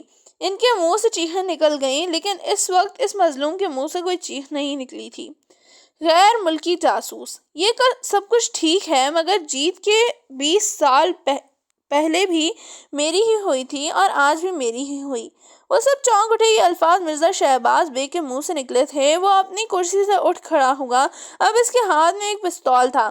میں جا رہا ہوں، کوئی مجھے روکنے کی کوشش نہ کرے۔ اس عورت کو اب نواب صاحب کے حوالے کر دو، یہ اس سے شادی کر لیں، مجھے اب اس کی کوئی ضرورت نہیں ہے۔ یہ کہہ کر وہ ہنسا اور دروازے کی طرف بڑھا۔ اس کی رفتار بہت تیز تھی۔ اچانک وہ منہ کے بل گرا۔ انہوں نے دیکھا محمود نے ایک دم آگے بڑھ کر اس کی ٹانگوں میں اپنی ٹانگ اڑا دی۔ بجلی کی سی تیزی سے انسپکٹر جمشید آگے بڑھے، لیکن اتنی دیر میں فاروق اس کی کمر پر چھلانگ لگا چکا تھا۔ ارے ارے، یہ کیا کر رہے ہو؟ کہیں اس کی ریڑھ کی ہڈی نہ توڑ دینا، ورنہ ہمیں خود اٹھا کر اسے حوالات تک لے جانا پڑے گا۔ فرزانہ یہ کہتے ہوئے آگے بڑھی اور اس کے ہاتھ سے پستول چھین لیا۔ انسپکٹر جمشید کھڑے کے کھڑے ہی رہ گئے۔ انہیں ان تینوں نے کچھ کرنے کا موقع نہیں دیا اور اسے گرفتار کر لیا گیا۔ اور اب کل سے دفتر میں آؤ گے تم۔ آئی جی صاحب مسکرائے۔ جی ہاں، کیوں نہیں؟ انسپکٹر جمشید میں مسکرائے۔ کیا مطلب؟ نواب صاحب کے لہجے میں حیرت تھی۔ آپ سے ملاقات کر کے جب میں باہر نکلا تو میں نے خود صدر مملکت کو فون کر کے درخواست کی کہ اگر نواب صاحب مجھے برطرف کرنے کے لیے کہیں گے تو آپ ان کی بات مان لیجیے گا۔ یہ آپ کیا کہہ رہے ہیں؟ محمود نے حیران ہو کر کہا۔ ہاں، دراصل اس کیس کا ایک دوسرا رخ بھی تھا اور اس وقت تک اس طرف کسی نے دھیان نہیں دیا۔ محمود، فاروق اور فرزانہ، تم تینوں یہ بھول گئے ہو کہ کیپسول میں ایک کاغذ نکلا تھا۔ اوہ ہاں، تینوں چونکے۔ تو پھر آخر اس کیپسول میں وہ کاغذ کس نے رکھا تھا؟ یہ عورت کو تہہ خانے میں بند تھی۔ اوہ، یہ کیا معاملہ ہے؟ آئی جی اور خان رحمان نے ایک ساتھ کہا۔ ہم تو سمجھے تھے کہ کہانی ختم ہو گئی۔ جی نہیں، دراصل کہانی تو اب آپ کے سامنے آئے گی۔ سنیے، بخاری صاحب مرزا شہباز بیگ کے دوست تھے، وہ یہاں اکثر آتے تھے۔ انہوں نے بھی اس عورت کی چیخ کی آواز کئی بار سنی۔ پھر اتفاق سے یہ اس کھنڈر میں جا پہنچے۔ انہوں نے قصبے کے لوگوں سے معلومات حاصل کی تو انہیں ساری بات معلوم ہو گئی، لیکن یہ اپنے دوست کے خلاف خود کوئی کارروائی نہیں کرنا چاہتے تھے، اس لیے انہوں نے اسے ایک پارٹی دینے پر مجبور کیا۔ پارٹی پر مجھے بلایا اور بخاری صاحب نے کھنڈر کی کہانی مجھے سنائی۔ دوسری طرف انہوں نے خود وہ کیپسول نواب صاحب کی حویلی کی نالی میں ڈال دیے، کیونکہ انہوں نے دیکھ لیا تھا کہ محمود اور فاروق اس طرف سے ہر روز سیر کرتے ہوئے گزرتے ہیں۔ مطلب ان کا یہ تھا کہ ہمیں یہ یقین ہو جائے کہ کوئی عورت قید ضرور ہے۔ یہ جانتے تھے کہ میں تفتیش کرتا ہوا نواب صاحب کی حویلی تک ضرور پہنچوں گا، کیونکہ انہوں نے نواب صاحب کے سیکریٹری انوار راجہ کو بھی اپنے ساتھ ملا لیا تھا اور اس ذریعے سے ایک انگوٹھی کھنڈر میں بھی رکھوا دی تھی۔ پھر انوار راجہ کو بھی یہ ہدایت کر دی تھی کہ جب محمود اور فاروق نالی میں سے کیپسول نکال لیں تو ان سے وہ لے لیے جائیں، لیکن ایک آدھ ان کے پاس بھی کسی طرح رہ جائے تاکہ انہیں یقین ہو جائے کہ کوئی ضرور چکر ہی ہے۔ بخاری صاحب چاہتے یہ تھے کہ میں نواب سرفراز عالم کی حویلی کی تلاشی لوں اور ملازمت سے برطرف کر دیا جاؤں، مگر کیوں؟ انہیں آپ سے کیا دشمنی تھی؟ آئی جی صاحب نے حیران ہو کر پوچھا۔ عرض کرتا ہوں، یہ غیر ملکی جاسوس ہیں۔ انہیں یہ ہدایت ملی تھی کہ جس طرح بھی ہو سکے انسپکٹر جمشید کو ملازمت میں نہ رہنے دیا جائے، کیونکہ ان کے ہوتے ہوئے ان لوگوں کو کچھ کرنے کا موقع نہیں ملتا۔ اوہ، وہ دھک سے رہ گئے۔ آپ کے پاس اس بات کا کیا ثبوت ہے کہ میں غیر ملکی جاسوس ہوں؟ بخاری صاحب نے پھاڑ کھانے والے لہجے میں کہا۔ میں نے 3 دن تک تفتیش کی ہے اور ایک رات ان 3 دن میں سے آپ کی کوٹھی کی تلاشی لیتے ہوئے بھی گزری ہے۔ وہ فائل اس وقت میرے پاس ہے جس میں آپ کے کاغذات موجود ہیں، اور ان کاغذات میں یہ بات ثابت ہے کہ آپ کس ملک کے جاسوس ہیں۔ یہ رہی وہ فائل۔ میں اسے احتیاطاً کپڑے میں لپیٹ لایا تھا۔ یہ کہہ کر انہوں نے کپڑے میں لپٹی ہوئی فائل اپنی گود میں اٹھا کر ان سب کو دکھائی۔ خبردار کوئی اپنی جگہ سے حرکت نہ کرے۔ بخاری صاحب نے گرج کر انہوں نے دیکھا ان کے ہاتھ میں ایک بڑا سا پستول تھا۔ دوسرے لمحے وہ انسپکٹر جمشید کی طرف بڑھے۔ یہ فائل مجھے دے دو۔ انسپکٹر جمشید نے فائل اس کے حوالے کر دی۔ اس نے ایک ہاتھ سے اس پر لپٹا ہوا کپڑا اتار دیا اور چلا اٹھا، نہیں، یہ وہ فائل نہیں ہے۔ پھر وہ دھک سے رہ گئے۔ انسپکٹر جمشید نے چلاکی سے کام لیتے ہوئے اس غیر ملکی جاسوس ثابت کر دیا تھا۔ اسی وقت ایک فائر ہوا اور بخاری صاحب کے ہاتھ میں سے پستول نکل گیا۔ وہ حیرت زدہ رہ گئے۔ سب لوگ اس پستول کو تو بھول بھی گئے تھے جو فرزانہ نے مرزا شہباز بیگ کے ہاتھ سے چھینا تھا، اور یہ فائر اسی نے کیا تھا۔ وہ اس کے پختہ نشانے کو دیکھ کر حیرت زدہ رہ بہت خوب، ان سب نے بے اختیار ہو کر تالیاں بجا دیں۔ کمال کر دیا تم نے فرزانہ، ان سب نے بے اختیار ہو کر تالیاں بجا دیں۔ کمال کر دیا تم نے فرزانہ، پروفیسر داؤد بولے۔ یہ ایسے کمال کرتی ہی رہتی ہے، فاروق نے منہ بنا کر کہا، اور سب ہنس پڑے۔ نواب سرفراز عالم اس عورت کو سہارا دیتے ہوئے اپنی کار کی طرف لیتے جا رہے تھے، وہ انہیں رخصت ہوتے ہوئے دیکھ رہے تھے اور نواب صاحب کی آنکھوں میں آنسو جھلملا رہے تھے۔